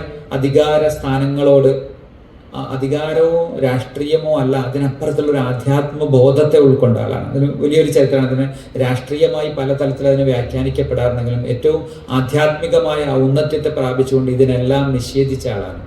അതുകൊണ്ട് അവിടെ രക്തസാക്ഷിയായ ആളാണ്. അതുപോലെ തന്നെ ഔറംഗസീബിനോട് ഔറംഗസീബിന്റെ മുന്നിൽ കലഹിച്ച ആളാണ് സർമദ് എന്നാണ്. ബാബ സർമദ് എന്ന് പറഞ്ഞ ഒരു സൂഫി ഉണ്ടായിരുന്നു. അദ്ദേഹത്തിന്റെ ജീവിതം വളരെ രസമാണ്. അദ്ദേഹം ഒരു അർമീനിയൻ ജൂതനായിരുന്നു. പിന്നെ ഇങ്ങനെ വന്ന് സിന്ധിലെത്തിയ സമയത്ത് അദ്ദേഹം കുറെ സൂഫികൾക്കൊപ്പം കൂടിയപ്പോൾ അദ്ദേഹത്തിന്റെ അകമയിൽ നിന്ന് തന്നെ പെട്ടെന്ന് അദ്ദേഹത്തിന്റെ ഇതിൻ്റെ ഒരു പൊരുളങ്ങ് അനാവൃതമായി മനസ്സിലായി. ചില ആളുകൾക്ക് അതൊരു ജന്മം കൊണ്ട് തന്നെ ആയിരിക്കാം അങ്ങനെ അങ്ങ് മാറിപ്പോയി. ഇദ്ദേഹത്തിന്റെ ഏറ്റവും അടുത്ത സുഹൃത്തായിരുന്നു പിന്നെ ഔറംഗസീബിന്റെ സഹോദരനായ ദാരാ ഷിക്കോവ്. വലിയ ചരിത്രമാണ്. അങ്ങനെ ഇദ്ദേഹം പറയുന്ന 2 സംഭവങ്ങൾക്ക് പേരിൽ ഇദ്ദേഹത്തെ ഔറംഗസീബ് കൊല്ലാൻ വിധിക്കുകയാണ്. അദ്ദേഹം ഒരിക്കലും അതിന്ന് മാറിയില്ല. നമ്മൾ സോക്രട്ടീസിനോട് അവസാന സമയത്ത് പറയുന്നുണ്ട്, വിഷം കൊടുത്ത് കൊല്ലാൻ തീരുമാനിച്ചപ്പോൾ തലേ ദിവസം ഒരാൾ ചോദിക്കും, നിങ്ങളൊന്ന് മാറ്റി പറഞ്ഞാൽ പോരെ, നിങ്ങൾക്ക് ഈ ജീവൻ രക്ഷപ്പെടില്ല. അപ്പം അദ്ദേഹം പറയുന്നുണ്ട്, ഞാൻ മാറ്റി ഞാൻ അറിയുന്ന സത്യത്തിന് എൻ്റെ ജീവനേക്കാൾ വിലയുണ്ട്. ഈ ജീവൻ ഇതിന് ഇത്രയേ വിലയുള്ളൂ. ആ സത്യത്തെ അനുഭവിച്ച ഒരാളെ സംബന്ധിച്ചിടത്തോളം അതിന് വിലയില്ലാത്തതാണ്. സൂഫികളിലെ മൻസൂർ ഹല്ലാജ് എന്ന് പറഞ്ഞ സൂഫിയെ കൊന്നത് അനൽ ഹക്ക് എന്ന് പറഞ്ഞു. അനൽ ഹക്ക് എന്ന് പറഞ്ഞാൽ ഞാനാണ് പരമ്പൊരുൾ, ഞാനാണ് പരമസത്യം എന്ന് പറഞ്ഞതിൻ്റെ പേരിലാണ്. അപ്പോൾ എല്ലാ കാലത്തും അധികാരി വർഗം അങ്ങനെയാണ് ഉണ്ടാവുക. പല കാരണങ്ങളുണ്ടാവും, അതൊക്കെ വേറെ വിഷയങ്ങളാണ്. അപ്പോൾ അതിൽ നിന്ന് അദ്ദേഹത്തിനെ മാറ്റി പറഞ്ഞാൽ മതി. ഇതൊരു വാക്ക് മാറ്റി പറയുന്നത് കൊണ്ട് ജീവൻ തന്നെ രക്ഷപ്പെടാവുന്ന സമയത്തും ജീവനേക്കാൾ വിലയുള്ള ബോധ്യമാണത്. തൻ്റെ ജീവനേക്കാൾ വിലയുള്ള ബോധ്യത്തിൽ ഒരു മനുഷ്യൻ എത്തുക എന്നത് അതൊരു അപാരമായൊരു തലമാണ്. ഇത് ചരിത്രത്തിൽ നമ്മൾ സോക്രട്ടീസിൻ്റെയും യേശുവിൻ്റെയും ഇതുപോലെ ഹല്ലാജിൻ്റെയും സർമദ് ഇങ്ങനെ ഒരുപാട് ആളുകളുടെ ചരിത്രം നമ്മൾ കേൾക്കാത്ത എത്രയോ പേരുണ്ടാവും. അവർ ആ സത്യത്തെ അനുഭവ ബോധ്യമായി മാറുമ്പോൾ പിന്നെ ഇതിലെന്ത് കാര്യം? ഇതല്ല ഈ ശരീരമായിരിക്കുന്ന ഇതൊക്കെ വെറും മായയായിരിക്കുന്ന ഇതിന് എന്ത് കാര്യം എന്ന് അറിയുന്നതാണ്. അതുകൊണ്ടാണ് നമ്മൾ വിചാരിക്കും ഈ ജലസമാധിയിലേക്കൊക്കെ ആളുകൾ പോകുന്നതിന് ചിലപ്പോൾ പറയും. അപ്പോൾ അതൊരു വേറൊരു തലത്തിലെ അറിയുന്നതാണ്. ഈ ശരീരത്തിൻ്റെ ആ നിസ്സാരതയെ അറിയുന്നതാണ്. അതിനെ ന്യായീകരിക്കാൻ പറ്റും. അപ്പോൾ അങ്ങനെ ഒരു ജ്ഞാന തലമുണ്ട്, ഒരു ബോധ്യമുണ്ട്. അതിനെ നമുക്ക് നിഷേധിക്കാൻ പറ്റുന്നതല്ല ആ ബോധ്യത്തെ. അതങ്ങനെ നമ്മളെപ്പോഴും നമ്മുടെ ഈ ശരീരത്തെയും നമ്മുടെ ജീവിതത്തെയും നമ്മുടെ ഭൗതികതയും ഇതിനെ ഏറ്റവും പരമമായി കൊണ്ട് നടക്കുന്നതുകൊണ്ട് നമുക്ക് മറ്റേത് കാണുമ്പോൾ നമുക്ക് ഒരിക്കലും ഉൾക്കൊള്ളാൻ സാധിക്കാത്ത ഒന്നാണ്. ഇവിടെ ഇദ്ദേഹം ഈ ബാബാ സർമദ് 2 കാര്യങ്ങൾ പറഞ്ഞതിൻ്റെ പേരിലാണ് അദ്ദേഹത്തെ കൊലയെന്ന് അദ്ദേഹം പറയുന്നുണ്ട്. ഈ പേർഷ്യനിൽ അദ്ദേഹത്തിൻ്റെ ഒരു കവിത മനോഹരമായി സൂഫികൾ ചൊല്ലാറുണ്ട്. മുല്ല ഗൂയദ് കി ബർ ഫലക് ശുദ് അഹമ്മദ്, സർമദ് ഗൂയദ് ഫലക് ബെ അഹമ്മദ് ദർശൂദ്. അതായത് ഈ ഇസ്ലാമിക വിശ്വാസപ്രകാരം പ്രവാചകൻ മുഹമ്മദ് നബി ഈ മെഹറാജ് എന്ന് പറഞ്ഞ ആകാശാരോഹണം ചെയ്ത ഒരു കഥ ഉണ്ട്. അതിനെ പല രൂപത്തിൽ പറയാറുണ്ട്. അപ്പോൾ ഇദ്ദേഹം പറയാണ്, ഇദ്ദേഹത്തിനെ കളിയാക്കി പറയാണ്, മുല്ലന്മാർ പറയുന്നു പ്രവാചകൻ ആകാശത്തേക്ക് പോയിന്ന്, 7 ആകാശത്തിനപ്പുറം പോയി. പക്ഷെ സർമദ് പറയുന്നു ആകാശം അഹമ്മദിനെ തേടി വന്നതാണ്. അഹമ്മദിൻ്റെ അകത്ത് തന്നെയായിരുന്നു ആ ആകാശങ്ങൾ. ഈ 7 ആകാശങ്ങളും അതിനകത്ത് തന്നെയാണ്. സൂഫികൾ അതിനെ 7 ചക്രാസുമായിട്ട് ചേർത്ത് പറയാറുണ്ട്. അപ്പോൾ ഇതെല്ലാം ഇത് ഒരു ആത്മ അന്വേഷിക്ക് മാത്രം മനസ്സിലാകുന്നതാണ് ഈ ആകാശയാത്രയൊക്കെ. സാധാരണ അർത്ഥത്തിൽ ഇങ്ങനെ ചിലപ്പം പല വാഹനങ്ങളുടെ രൂപം, ഈ കുതിരയുടെ രൂപത്തിൽ ചിറക് വെച്ച കുതിരയൊക്കെ വെച്ചിട്ടാണ് പറയാം. അപ്പോൾ അതൊക്കെ മനുഷ്യൻ്റെ ഓരോ കാലഘട്ടത്തിൽ അവൻ്റെ സങ്കല്പങ്ങളും ഭാവനകളുമാണ്. ആ സങ്കല്പത്തിനും ഭാവനകൾക്കും അപ്പുറത്ത് അവൻ്റെ ആത്മബോധമായിരിക്കുന്ന തലത്തിലാണ് സൂഫികളെന്നും അതിൽ ഊന്നൽ നൽകി. അതുകൊണ്ടാണ് ഇദ്ദേഹം പറയുന്നത്, മുല്ലമാർ പറയുന്നു ആകാശത്തേക്ക് പോയി ആകാശത്തിനപ്പുറം വരുന്നു. പക്ഷെ സർമദ് പറയുന്നു ആകാശം അഹമ്മദിനെ തേടി വന്നതാണ്, അതിനകത്ത് തന്നെയായിരുന്നു. ഈ ഒരു കാര്യം വെച്ചിട്ട് ഈ പ്രവാചകനെ നിഷേധിച്ചു എന്ന് പറഞ്ഞിട്ടാണ് അദ്ദേഹത്തെ കൊല്ലാൻ. 2ാമത്തെ കാര്യം അതിനേക്കാൾ രസകരമായ ഒരു കാര്യമായിരുന്നു. അദ്ദേഹം ഈ ഇസ്ലാമിക ധാരയിൽ ഏറ്റവും പ്രധാനമായ വചനമാണ് ലാ ഇലാഹ ഇല്ലല്ലാഹ് എന്നത്. ലാ ഇലാഹ എന്ന് പറഞ്ഞാൽ ഒരു ഇലാഹുമില്ല, ഒന്നും ഇല്ല. സൂഫികൾ എന്ന് പറയുന്നത് ഒരു ഉണ്മയും വേറെ ഇല്ല എന്നാണ്. ലാ മൗജൂദ, ഒരു മൗജൂദുമില്ല, ഒന്നും വേറെ ഇല്ല. ഇല്ലല്ലാഹ്, അള്ളാഹു ഒഴികെ, അള്ളാഹു മാത്രമേ ഉള്ളൂ, ബാക്കിയൊന്നും ഇല്ലാത്തതാണ്. അപ്പൊ ഇദ്ദേഹം ഇല്ലല്ലാഹ് എന്ന് പറയും, ലാ ഇലാഹ എന്ന് മാത്രമേ പറയൂ. ലാ ഇലാഹ എന്ന് മാത്രം, ഇല്ലല്ലാഹ് എന്ന് അദ്ദേഹം പറയാം. അപ്പോൾ അത് വലിയൊരു നിഷേധമായി മാറി. അപ്പൊ അദ്ദേഹത്തോട് ചോദിച്ചു. അപ്പൊ അദ്ദേഹം പറഞ്ഞു, അദ്ദേഹത്തെ അവസാനം ഈ സ്ഥലത്ത് അദ്ദേഹം രക്ഷപ്പെട്ട, അദ്ദേഹത്തിന് ജീവൻ രക്ഷപ്പെടുത്താം. അപ്പോൾ അദ്ദേഹം പറഞ്ഞു, എനിക്ക് എൻ്റെ അനുഭവം അതാണ്, എനിക്ക് എൻ്റെ അനുഭവത്തിൽ അത് വന്നിട്ടില്ല. ലാ ഇലാഹ വരെ ഒന്നുമില്ല എന്ന അനുഭവം എനിക്ക് സാക്ഷ്യമാണ്. ഇന്ന് സൂഫികൾ അതിന് ഫന എന്ന് പറയും. ഫന എന്ന് പറഞ്ഞാൽ ആ പരമ പ്രണയത്തിൽ സ്വയം ഇല്ലാതാകുന്ന അനുഭവമാണ്. ഇയ്യാമ്പാറ്റ ആ വെളിച്ചത്തിൽ പോയിട്ട് അങ്ങ് വീഴുന്ന, അതായത് ഈ മനസ്സാകുന്ന ഇതിനെ മൂത്തു ഖബ്ല അൻ തമൂത്തു എന്ന് പറയും, നിങ്ങൾ മരിക്കുന്നതിന് മുമ്പേ മരിക്കുകയും എന്ന് പറയും. ആ നഫ്സിൻ്റെ ആ അവസ്ഥയുടെ മരണമാണ്. അങ്ങനെ ആ ഫനാഹ് എന്ന അവസ്ഥയാണ് അദ്ദേഹം പ്രാപിച്ചത്. എനിക്കത്രേ പറയാൻ പറ്റുള്ളൂ. അങ്ങനെ അദ്ദേഹത്തെക്കുറിച്ച് പറയുന്നത്, പിന്നീട് അദ്ദേഹത്തെ കൊല ചെയ്യാൻ വിധിക്കുകയും ആ കൊല ചെയ്ത സമയത്ത് അദ്ദേഹത്തിൻ്റെ ദേഹത്തിൽ നിന്ന് തല അറ്റുപോവുകയും ചെയ്ത സമയത്ത് ആ നിമിഷം ആ തലയിൽ നിന്ന് ഉണ്ടായി ഇല്ലല്ലാഹ് എന്ന് പറഞ്ഞു എന്ന് സൂഫികൾ പറയും. കാരണം ആ നിമിഷമാണ് അദ്ദേഹത്തിന് ആ അനുഭവത്തിന്റെ സാക്ഷാത്കാരം ഉണ്ടാകുന്നത്. ജീവിതത്തിൽ തന്നെ സാക്ഷാത്കാരം ഉണ്ടാകും. അത് ജീവിതത്തിന്റെ ആ പല നിമിഷം, അത് പലതിനെയും ബോധ്യപ്പെടുത്താൻ വേണ്ടിയാണ്. ഓരോ മനുഷ്യന്റെയും നിയോഗം എന്നത് ആ ഓരോ സാക്ഷ്യമാണ്. ആ സാക്ഷ്യത്തെ അനുഭവിക്കാനും ആ സാക്ഷ്യത്തിലൂടെ മറ്റുള്ളവരെ ബോധ്യപ്പെടുത്താനും വേണ്ടിയിട്ടാണ്. അതുകൊണ്ടാണ് ഇദ്ദേഹം പറഞ്ഞ ഈ വാക്കുകൾ ഇങ്ങനെ കൊണ്ടത്. ഇത്തരം ആളുകളെ ഇപ്പോൾ സൂഫികളുടെ, സർമദിനെ പോലുള്ള സൂഫികളുടെ ഭാഷയും അവരുടെ സന്ദേശവും ഇപ്പോൾ ഹല്ലാജിനെ പോലെ, റൂമിയെ പോലെ ഉള്ള ആളുകളെ മനസ്സിലാവില്ല. ചരിത്രത്തിൽ ഇപ്പോൾ ഇതുപോലത്തെ മഹാജ്ഞാനികളൊക്കെ അങ്ങനെയാണല്ലോ സംഭവിച്ചത്. അവർ പറയുന്ന ഏറ്റവും സാമാന്യമായ രാഷ്ട്രീയമായ സാമൂഹികമായ കാര്യങ്ങൾ മാത്രം മനസ്സിലാക്കുകയും ആധ്യാത്മ പൊരുൾ മനസ്സിലാക്കാതെ പോവുകയും ചെയ്തു. ഇതെല്ലാം ചരിത്രത്തിൽ ഇപ്പോൾ കൃഷ്ണനും അതുപോലെ തന്നെ ഓഷോ പറയുന്ന ഒരു സാധനം, ലോക ചരിത്രത്തിൽ കൃഷ്ണന്റെ ഈ ഏറ്റവും കൂടുതൽ തെറ്റിദ്ധരിക്കപ്പെട്ട ആള് കൃഷ്ണനാണ്. അങ്ങനെ തെറ്റിദ്ധരിക്കപ്പെട്ട ഒരാൾ വേറെ ചരിത്രത്തിൽ അത് മുഹമ്മദ് നബിയാണെന്ന് ഓഷോ ചേർത്ത് പറയുന്നത്.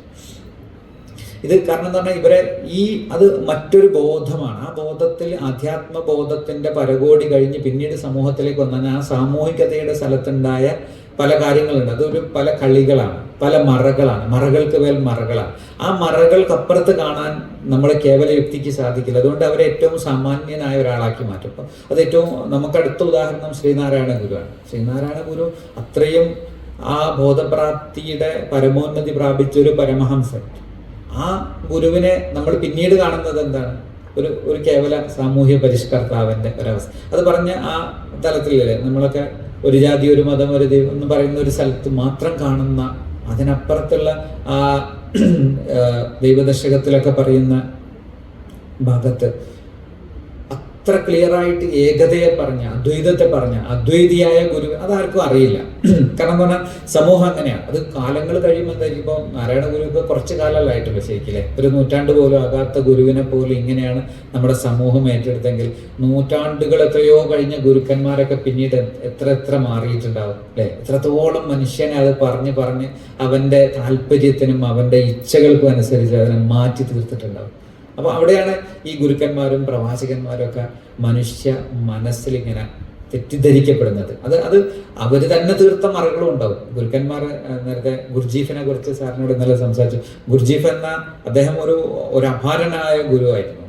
ഗുർജീഫിനെ കുറിച്ച് ദോഷ പറഞ്ഞത് ബാസ്റ്റഡ് സെയിന്റ് എന്നാണ്. അപ്പോൾ ഗുർജീഫ് അദ്ദേഹത്തിന്റെ അടുത്ത് 2 ശിഷ്യർ വന്നു കഴിഞ്ഞാൽ, ഒരാൾ വന്നിട്ട് അദ്ദേഹത്തിനെ കണ്ട് അദ്ദേഹത്തിന്റെ അടുത്തെത്തി കഴിഞ്ഞാൽ അവിടെ അങ്ങ് പ്രണമിച്ച് ഞാനിതാ എൻ്റെ ഗുരുവിനെ കണ്ടെത്തി എന്ന് പറഞ്ഞ് തിരിച്ചു പോകും. അതേസമയം മറ്റൊരാൾ വരും, രണ്ടാമത്തെ ഒരാൾ വരുമ്പോൾ അദ്ദേഹം വന്ന് തിരിച്ചു പോകുമ്പോൾ അദ്ദേഹത്തോട് എങ്ങനെയുണ്ട് ഗുരു, ഇത്രയും വൃത്തികെട്ടൊരു മനുഷ്യൻ ഞാൻ എൻ്റെ ജീവിതത്തിൽ കണ്ടിട്ടില്ല. കാരണം ഇദ്ദേഹത്തിന് ആരെയാണോ സ്വീകരിക്കേണ്ടതെന്ന് അറിയാം. അദ്ദേഹത്തിന്റെ വഴിയിലുള്ളവരെ അദ്ദേഹം അതിനുള്ള ആ വെളിച്ചം കാണിച്ചു കൊടുക്കും. അല്ലാത്തവനെ ഓടിച്ചുവിടും. എങ്ങനെയൊക്കെ ഓടിച്ചുവിടാൻ പറ്റുമോ അങ്ങനെയൊക്കെ ഓടിച്ചുവിടും. സൂഫികളിൽ റിജാലുൽ ഗൈബ് എന്ന് പറയുന്ന വിഭാഗമുണ്ട്. അതായത് അദൃശ്യ മനുഷ്യരും അദൃശ്യ പുരുഷന്മാരെന്ന് പറയും. ഇവരുടെ ഒരു രീതി ഇതാണ്. അവർ പലപ്പോഴും ഇങ്ങനെ ചരിത്രത്തിൽ എത്രയോ പേര് അങ്ങനെയുണ്ട്. അവർ ഏറ്റവും മോശമായിട്ട് ബിഹേവ് ചെയ്യും. ചിലപ്പോൾ വളരെ മോശമായിട്ട്. ഈ സർമദിനെ കുറിച്ച് തന്നെ പറഞ്ഞത് സർമദ് നഗ്നനായിട്ട് നടക്കുമായിരുന്നു എന്നാണ്. ആളുകൾ വരാൻ പാടില്ല. അത്തരം സ്ഥലങ്ങൾ എത്രയോ നമ്മുടെ ചില സന്യാസിനിമാരെയും ചില അക്ക മഹാദേവിയെ കുറിച്ചൊക്കെ പറയാറുണ്ടായിരുന്നു.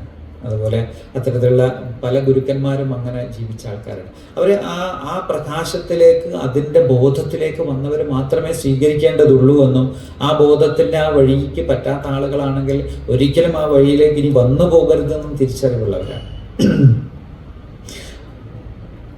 അവിടെ ഈ സർമദിനെ പോലുള്ള ആളുകളുടെ ഭാഷ ഒരു നിലക്കും അതുകൊണ്ട് തന്നെ മനസ്സിലാവുകയില്ല, മനസ്സിലാകേണ്ടതുമില്ല എന്നുമായിരിക്കാം അതിൻ്റെ സാങ്കത്യം.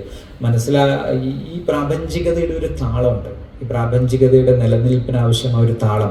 ആ താളത്തെ അത് കൃത്യമായിട്ട് നിലനിർത്താൻ ഇതെല്ലാം ആവശ്യമാണ്. അതാണ് ഈ മഹാലീലയുടെ ഒരു പ്രത്യേകത എന്ന് പറഞ്ഞാൽ അപ്പുറത്ത് കളിക്കുന്നതും ഇപ്പുറത്ത് കളിക്കുന്നതും ഒരേ ആൾ തന്നെയാണ്. അപ്പൊ ആ കളിയായിട്ട് നടക്കണം. ഇതൊരു വലിയൊരു സ്ക്രിപ്റ്റാണ്, ഒരു മഹാസ്ക്രിപ്റ്റാണ്.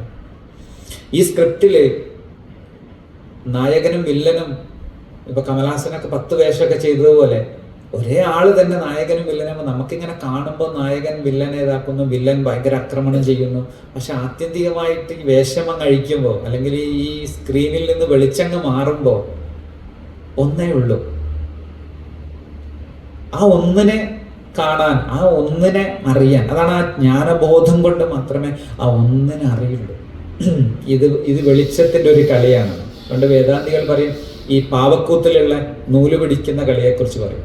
അതുപോലെ ഈ വെളിച്ചത്തിന്റെ ഒരു കളിയാണ് ഇത് മൊത്തം ഒരു മഹാലീലയാണ്. ഇന്നമൽ ഹയാത്തു ദുനിയ ലഇബുൻ വലഹ്ബുൻ വസീനത്തുൻ. ഒരു അലങ്കാരത്തിന്റെ കളിയാണ്. ആ സീനത്ത് എന്നുള്ളൊരു വാക്ക്, സീനത്ത് എന്ന് പറഞ്ഞാൽ തന്നെ ഒരു അലങ്കാരത്തിന്റെ ഒരു കളിയാണ്. ഒരു കളിയും തമാശ, ഒരു ഗെയിം, ഫൺ ആൻഡ് ഗെയിമാണ്.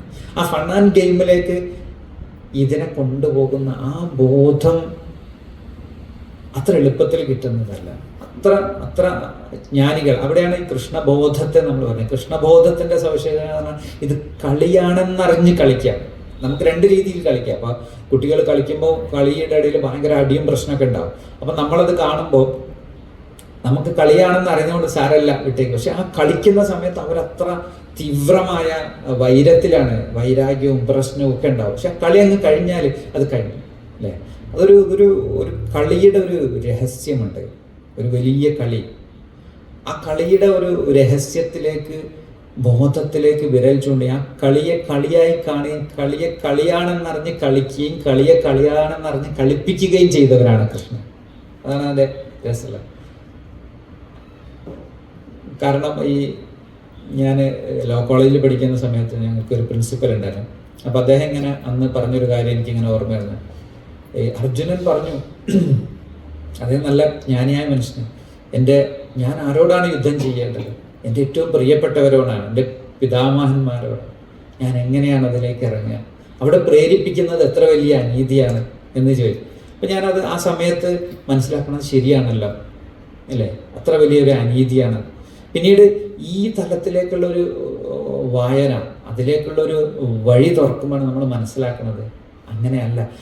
ഇതിൻ്റെ ഈ ലോകത്ത് ഒരുപാട് കാര്യങ്ങൾ കാണുമ്പോൾ അങ്ങനെ തന്നെയാണല്ലോ. കൃഷ്ണൻ്റെ അടുത്ത് ഒരാൾ ഒരിക്കൽ വന്ന് പറയുന്ന ഒരു സംഭവം ഉണ്ട്. എന്താണ് ഈ ലോകത്ത് ഇത്രമാത്രം, രമണ മഹർഷിയോട് ഏതാണ്ട് ഇതേ ചോദ്യം ചോദിക്കുന്നുണ്ട്, എന്താണ് ഈ ലോകത്ത് ഇത്രമാത്രം അനീതികളും ആക്രമണങ്ങളും പ്രശ്നങ്ങളും പ്രയാസങ്ങളും യുദ്ധങ്ങളും ദുരിതങ്ങളും, എന്താണ് ഇത്രയും പ്രശ്നം ഇവിടെ നടക്കണമെന്ന് ചോദിക്കുന്നുണ്ട്.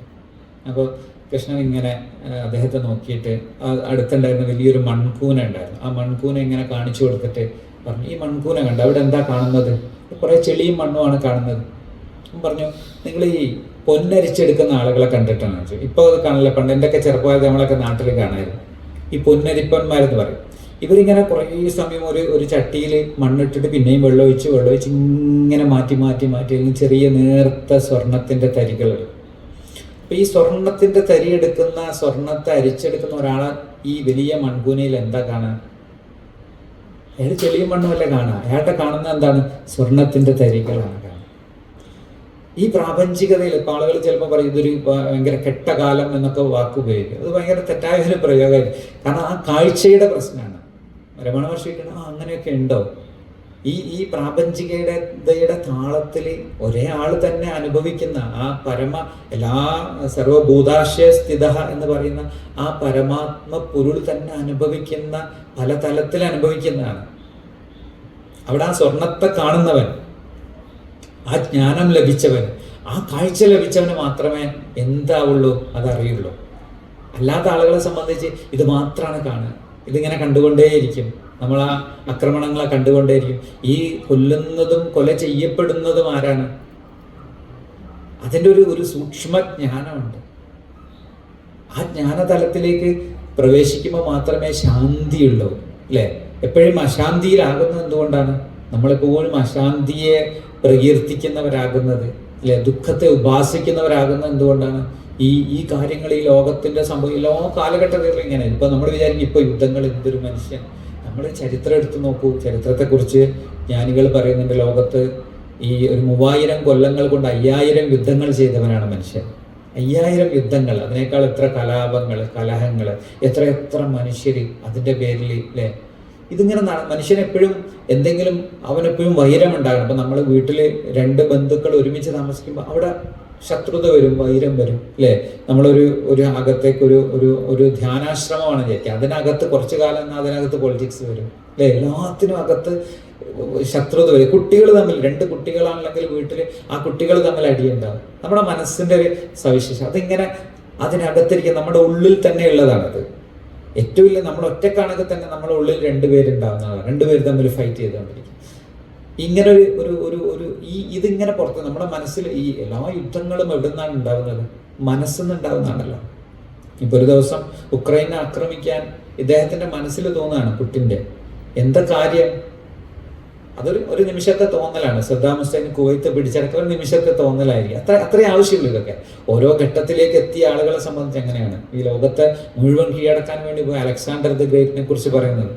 അദ്ദേഹം അവിടെ മുതൽ ഗ്രീക്ക് മുതൽ ഇവിടെ വരെ ഇന്ത്യയുടെ സിന്ധു നദിയുടെ വരെ ഇങ്ങനെ കീഴടക്കി. അദ്ദേഹത്തിന്റെ മനസ്സിലൊരു തോന്നിയത് മുഴുവൻ കീഴടക്കണം. അതിൽ എത്ര മനുഷ്യർ അതിലിങ്ങനെ പെടഞ്ഞു പോയിട്ടുണ്ടാകും. എന്നിട്ടെല്ലാം കീഴടക്കിയിട്ട് അദ്ദേഹം തിരിച്ചു പോണ സമയത്ത് അദ്ദേഹത്തിന് ഒരു കൊതുക് കടിച്ച് മലമ്പനി മറ്റോ വന്നിട്ടാണ് അദ്ദേഹം മരിച്ചു പോകുന്നത്. അദ്ദേഹം ഡയോജനീസിനെ കണ്ട കഥ ഗുരുക്കന്മാർ പറയാറുണ്ട്. ഡയോജനീസിനോട് അദ്ദേഹം പറയുന്നുണ്ട്,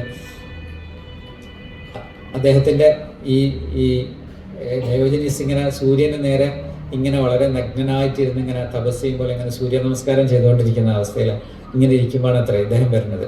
അപ്പൊ അദ്ദേഹം വന്നപ്പോൾ അദ്ദേഹം പറഞ്ഞു, ഞാൻ മഹാനായ അലക്സാണ്ടറാണ്. അദ്ദേഹം അലക്സാണ്ടർ ദ ഗ്രേറ്റ് എന്ന്. അപ്പൊ അദ്ദേഹം പറയുന്നുണ്ട്, ഒരാളും സ്വയം മഹാൻ എന്ന് പറയുന്നുണ്ടെങ്കിൽ ആൾ ഒരിക്കലും ഒരു മഹാനാവില്ല. സ്വയം തന്നെ മഹാൻ എന്ന് പറയുന്ന ആൾ എന്ന് പറഞ്ഞ് എന്നെ ഒന്ന് മാറി നിൽക്കും, ഈ സൂര്യപ്രകാശത്തിൽ നിന്ന് മാറിക്കും, ഞാനൊന്ന് സൂര്യപ്രകാശം കൊള്ളട്ടെ, നിങ്ങൾ ആരായാലും എനിക്ക് എന്താണെന്ന് ചോദിക്കുന്നത്.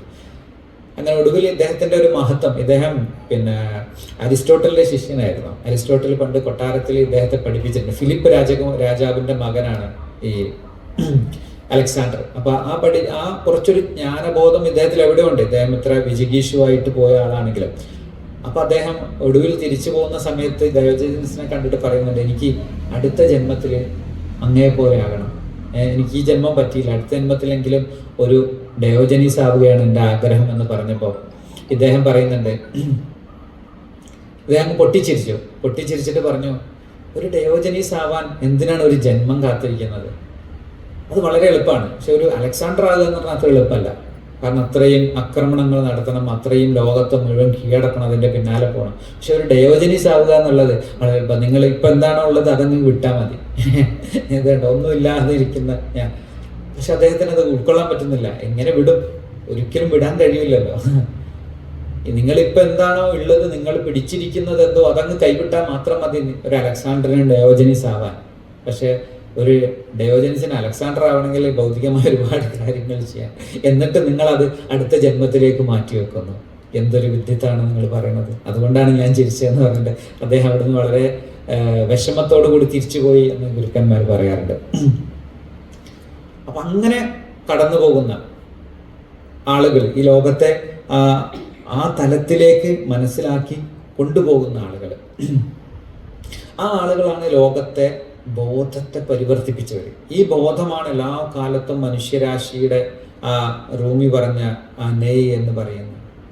ആ അകമയിരിക്കുന്ന ആ ഒടക്കുഴൽ, ആ പുല്ലാങ്കുഴലിലൂടെ ഇവരുടെ രാഗധാരയാണ് നമ്മളിലൂടെ ഇങ്ങനെ തഴുകി കടന്നു പോകുന്നത്.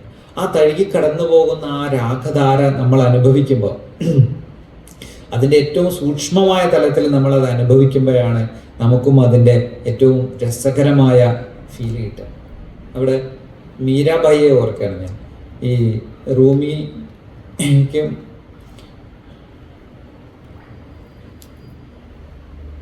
ജനിച്ചതിൻ്റെ ഏതാണ്ട് 2 നൂറ്റാണ്ടിന് ശേഷമാണ് മീരാബായി ജനിക്കുന്നത്. ആ മീരാബായി കൃഷ്ണ ഭക്തയാകുന്നതും ആ ഭക്തി കൊണ്ട് അത് ആനന്ദത്തിൽ നൃത്തമാടുന്നതും. അവർ ഒരിക്കൽ ഒരു ക്ഷേത്രത്തിൽ പോയിട്ട് അവിടുന്ന് അവർ അത്ര നൃത്തം ചെയ്തു. അവിടുത്തെ പൂജാരി ചോദിക്കുന്നൊരു കാര്യമുണ്ട്, നിങ്ങൾ പെണ്ണുങ്ങൾ വന്ന് നൃത്തം ചെയ്യുമെന്ന് ചോദിച്ചപ്പോൾ ഇവിടെ ആണായിട്ട് ആരാണുള്ളത് എന്ന് ചോദിക്കുന്നുണ്ട്. ആണായിട്ട് ഒരുവൻ മാത്രമേ ഉള്ളൂ, അത് കൃഷ്ണനാണ്, അല്ലേ? അതല്ലാത്ത ഒരാണില്ല എന്ന് പറഞ്ഞ് അത് സൂഫികൾ അതിന് റിജാൽ എന്നുള്ള വാക്കാണ് ഉപയോഗിക്കുക. റിജാൽ എന്ന് പറയുന്നത് ആ ബോധപ്രാപ്തനായ ആൾക്ക് മാത്രമാണ്. ആ പുരുഷനും പ്രകൃതിയും എന്ന് പറഞ്ഞ സ്ഥലത്തായിരിക്കാം അത്. അപ്പൊ ആ മീരാബായി പറയുന്നുണ്ട്, പ്രിയനെ, ഞാൻ സമ്പൂർണമായും ഈ സമയത്ത് ആ സമർപ്പണത്തിൽ, ആ ബോധത്തിൽ ഞാനിതാ പൂർണ്ണമായും ആ കൃഷ്ണവർണ്ണത്തിൽ നിറച്ചാർത്തണിഞ്ഞു പോയിരിക്കുന്നു. എൻ്റെ നിറം അത്രയും ആ കൃഷ്ണവർണ്ണത്തിൽ അങ്ങ് മാഞ്ഞു പോയിരിക്കുന്നു. എന്നെ ഉന്മാദിയാക്കിയിരിക്കുന്നു നീ. ഈ ലഹരി എന്നെ വിട്ടുപോകുന്നതില്ല. 1000 വഴികളിൽ ഞാൻ ഈ ലഹരി ഒന്ന് മാറാൻ ശ്രമിച്ചു നോക്കി. ഇതാണ് ഈ ആധ്യാത്മികതയുടെ ലഹരി. ഈ റൂമി പറയുന്നതല്ല, അതിൻ്റെ ഒരു സക്കർ എന്ന് പറയും, അതിൻ്റെ ഒരു ഉന്മാദമുണ്ട്. ഈ ഉന്മാദം പിന്നീട് ഇപ്പോൾ ആളുകൾ ഭൗതികമായിട്ട് പിന്നെയും പിന്നെയും സമ്പാദിക്കാൻ ഓടുന്ന മനുഷ്യർ, അതൊരു ലഹരിയാണ് അല്ലേ? പലതരം ലഹരികൾ, അധികാരത്തിന് പോകുന്ന ലഹരി, സമ്പത്തിന് പിന്നെ പല ലഹരികൾ. പക്ഷെ ഈ ദിവ്യോന്മാദത്തിന്റെ ഒരു ലഹരിയുണ്ട്, ഈ ദൈവികതയുടെ ലഹരി. ആ ലഹരി കിട്ടിയപ്പോൾ ആ ലഹരിയിൽ നിന്ന് രക്ഷപ്പെടാൻ വേണ്ടി പലപ്പോഴും ശ്രമിക്കും. കാരണം നമ്മളെ ഏറ്റവും പ്രിയപ്പെട്ടവരാണ് അതൊന്ന് തടയാൻ. ഇതാണ് ഏറ്റവും ഇതിനെ ഈ കുരുക്ഷേത്ര യുദ്ധത്തെ സൂഫി ഗുരുക്കന്മാർ അതിന്റെ മറ്റൊരു ആംഗിൾ പറയാറുണ്ട്. അതിൽ എപ്പോഴും നമ്മൾ ആധ്യാത്മികതയിൽ, ആ ബോധത്തിലേക്ക്, ദൈവികതയിലേക്ക് നടക്കുമ്പോൾ ഏറ്റവും ശത്രുതയിൽ ഉണ്ടാവുക നമ്മുടെ ഏറ്റവും പ്രിയപ്പെട്ടവരായിരിക്കും. ആ പ്രിയപ്പെട്ടവരോട് യുദ്ധം ചെയ്തിട്ട് വേണം നമുക്കതിൽ നിർത്താൻ. ആ യുദ്ധത്തിന് തയ്യാറാണ്. ആ യുദ്ധം എന്താണ്? അതിനപ്പുറം പോകാനുള്ള ബോധത്തിലേക്ക് നമ്മൾ ആ ബോധത്തെയാണ് കൃഷ്ണൻ ഉപദേശിച്ചത്. അർജുനൻ എന്ന ജിജ്ഞാസുവായ ശിഷ്യനെ അതിനെതിരെ ഏറ്റവും പ്രിയപ്പെട്ടവർക്ക്, ചരിത്രത്തിൽ തന്നെ ഇപ്പൊ മോസസ് അവസാനം യുദ്ധം ചെയ്തത് പിന്നെ ഫറോവയോടാണ്. ഫറോവ അദ്ദേഹത്തിന്റെ എന്തായിരുന്നു എന്ന് വെച്ചാൽ, ഈ മോസസിന്റെ കഥയും കൃഷ്ണന്റെ കഥയിൽ ചെറിയ സാമ്യമുണ്ട്.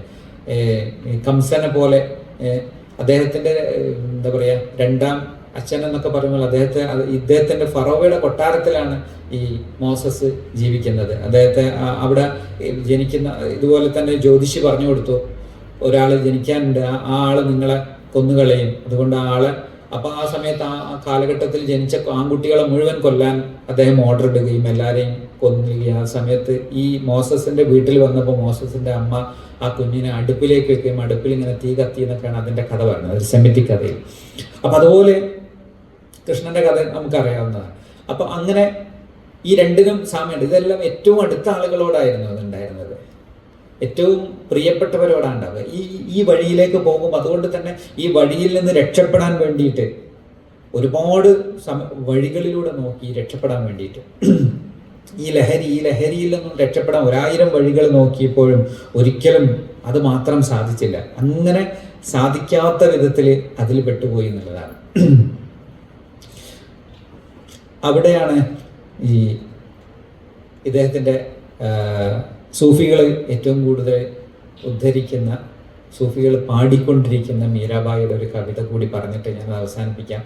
ആ ഗാനം നമ്മുടെ പ്രിയ സുഹൃത്ത് സമീർ ബിൻ സിമാഷ് ഇവിടെ ആലപിക്കും. സാസോം കി മാലാപ്പെ നമുക്ക് കേട്ട് പരിചയമില്ല, ഇവിടെ ഖവാലിയിലൊക്കെ എല്ലാ പ്രാവശ്യവും പാടുന്നതാണ്. സാസോം കി മാലാപ്പെ സിൻഡ്രോമേ പീക്ക നാം എന്ന് പറയുന്നത്. ശരിക്കും അതിൽ പറയുന്നത്, എൻ്റെ ശ്വാസമാകുന്ന മാലയിൽ ഞാൻ എൻ്റെ പ്രിയൻ്റെ നാമം ഇങ്ങനെ ഒരു ജപമാലയിലെ മുത്തുമണിയെ പോലെ ഇങ്ങനെ ഓരോന്നായിട്ട് ഇങ്ങനെ ചൊല്ലിക്കൊണ്ടിരിക്കുകയാണ് അല്ലേ. നമ്മുടെ ശ്വാസം തന്നെയാണ് ദൈവനാമം. സൂഫികൾ അതിനെ ദിക്ര അൻഫാസ് എന്ന് പറയും. അൻഫാസിയ എന്ന് ശ്വാസമാണ്. മേലേക്ക് ശ്വാസം എടുക്കുമ്പോൾ അള്ളാഹ് എന്നും, താഴേക്ക് ശ്വാസം നിശ്വസിക്കുമ്പോൾ ഹു എന്നും പറയും. ഈ ഹു എന്ന മെഡിറ്റേഷൻ തന്നെ ഓഷോ സൂഫികളുടെ ഇതെന്ന് രൂപപ്പെടുത്തിയിട്ടുണ്ട്, ഹു മെഡിറ്റേഷൻ. ഈ ഹു മെഡിറ്റേഷൻ എന്ന് പറഞ്ഞാൽ അതിൽ പറയുന്നതെന്ന് പറഞ്ഞാൽ ഈ ഹു എന്നത് മരണമാണ്. ശ്വാസം അകത്തേക്ക് എടുക്കുന്ന ശ്വാസം ജീവിതവും പുറത്തേക്കുള്ള ശ്വാസം മരണവുമാണ്. അകത്തേക്ക് എടുക്കുന്ന എല്ലാം എടുക്കുകയാണ്, പുറത്തേക്കങ്ങ് വിടുക. ആ ഹു മാത്രം വിട്ടിട്ട് പൂർണ്ണമായ ആ ധ്യാനാവസ്ഥയിലേക്ക് പോകാനുള്ള ഒരു ധ്യാന രീതി അദ്ദേഹം അതുപോലെ പല ഗുരുക്കന്മാരിൽ നിന്നും എടുത്തിട്ട് രൂപപ്പെടുത്തിയിട്ടുണ്ട്. അപ്പൊ ഇത് അദ്ദേഹം പറയുന്നത്, ഈ മീരാബായി പറയുന്നത്, നമ്മുടെ ശ്വാസം ഈ നമ്മുടെ തസ്ബീഹ് മാല എന്ന് പറയും മുസ്ലിങ്ങൾ പറഞ്ഞത്, കൊന്ത അല്ലെങ്കിൽ ജപമാല.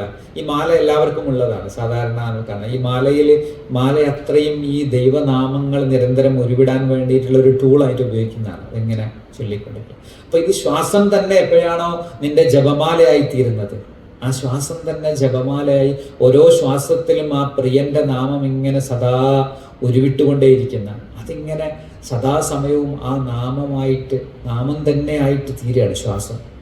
ശ്വാസമല്ല, ആ ബോധം തന്നെ, ആ ജീവൻ തന്നെ ആ ദൈവികതയുടെ നാമമാവുക. വിശുദ്ധ ഖുർആൻ പറയുന്ന അലാ ബിദിക്രില്ലാഹി തത്മഇന്നുൽ ഖുലൂബ്, അതായത് നിങ്ങളുടെ ഹൃദയങ്ങളെ വിശ്രാന്തമാക്കുന്നത് ആ ദിവ്യനാമമല്ലാതെ മറ്റൊന്നിനും നിങ്ങളുടെ ഹൃദയങ്ങളെ വിശ്രാന്തമാക്കാൻ കഴിയില്ല. അത്രമേൽ വിശ്രാന്തി, അകമയുള്ള ശാന്തി പകരാൻ, ആ ശാന്തിയെ അനുഭവിക്കാൻ അത് അത് അത് മാത്രമാണ്. ഇതാണ് ഇവിടെ പറയുന്നത്. ആ സാസോം കി മാലാപ്പെ സിന്ധുമേ പീക്കാ നാം എന്ന് പറയുന്ന ആ നാമം, ആ കൃഷ്ണന്റെ നാമം, ആ നാമത്തിൽ, ആ നാമം സദാ ഉരുവിട്ടുകൊണ്ടിരിക്കുക. എൻ്റെ ശ്വാസമായിട്ട്, എൻ്റെ ശ്വാസനിശ്വാസങ്ങളായിട്ട് ആ നാമം മാത്രമായി തീർന്നിരിക്കുന്നു ഞാൻ. ഇതിനേക്കാൾ വലിയ ഒരു പ്രണയാനുഭവത്തെ പറയാൻ മറ്റൊരു വാക്കില്ല. അതിൻ്റെ ആവിഷ്കാരം നമ്മുടെ പ്രിയ സുഹൃത്ത് ഇവിടെ നടത്തും. ഇത്രയും സമയം കേൾക്കുന്ന എല്ലാവരോടും വളരെ സ്നേഹം. അതിനുശേഷം നമുക്ക് ഇൻട്രാക്ഷൻ ആവശ്യമുണ്ടെങ്കിൽ, എന്തെങ്കിലും വിഷയത്തിൽ, നമ്മൾ ഇന്ന് പറഞ്ഞ വിഷയത്തിൽ സംശയമോ സംസാരമോ ഉത്തരമോ ഒക്കെ ആവശ്യമുണ്ടെങ്കിൽ അതും ഉണ്ടായിരിക്കുന്നതാണ്. എല്ലാവരോടും നന്ദി, സ്നേഹം.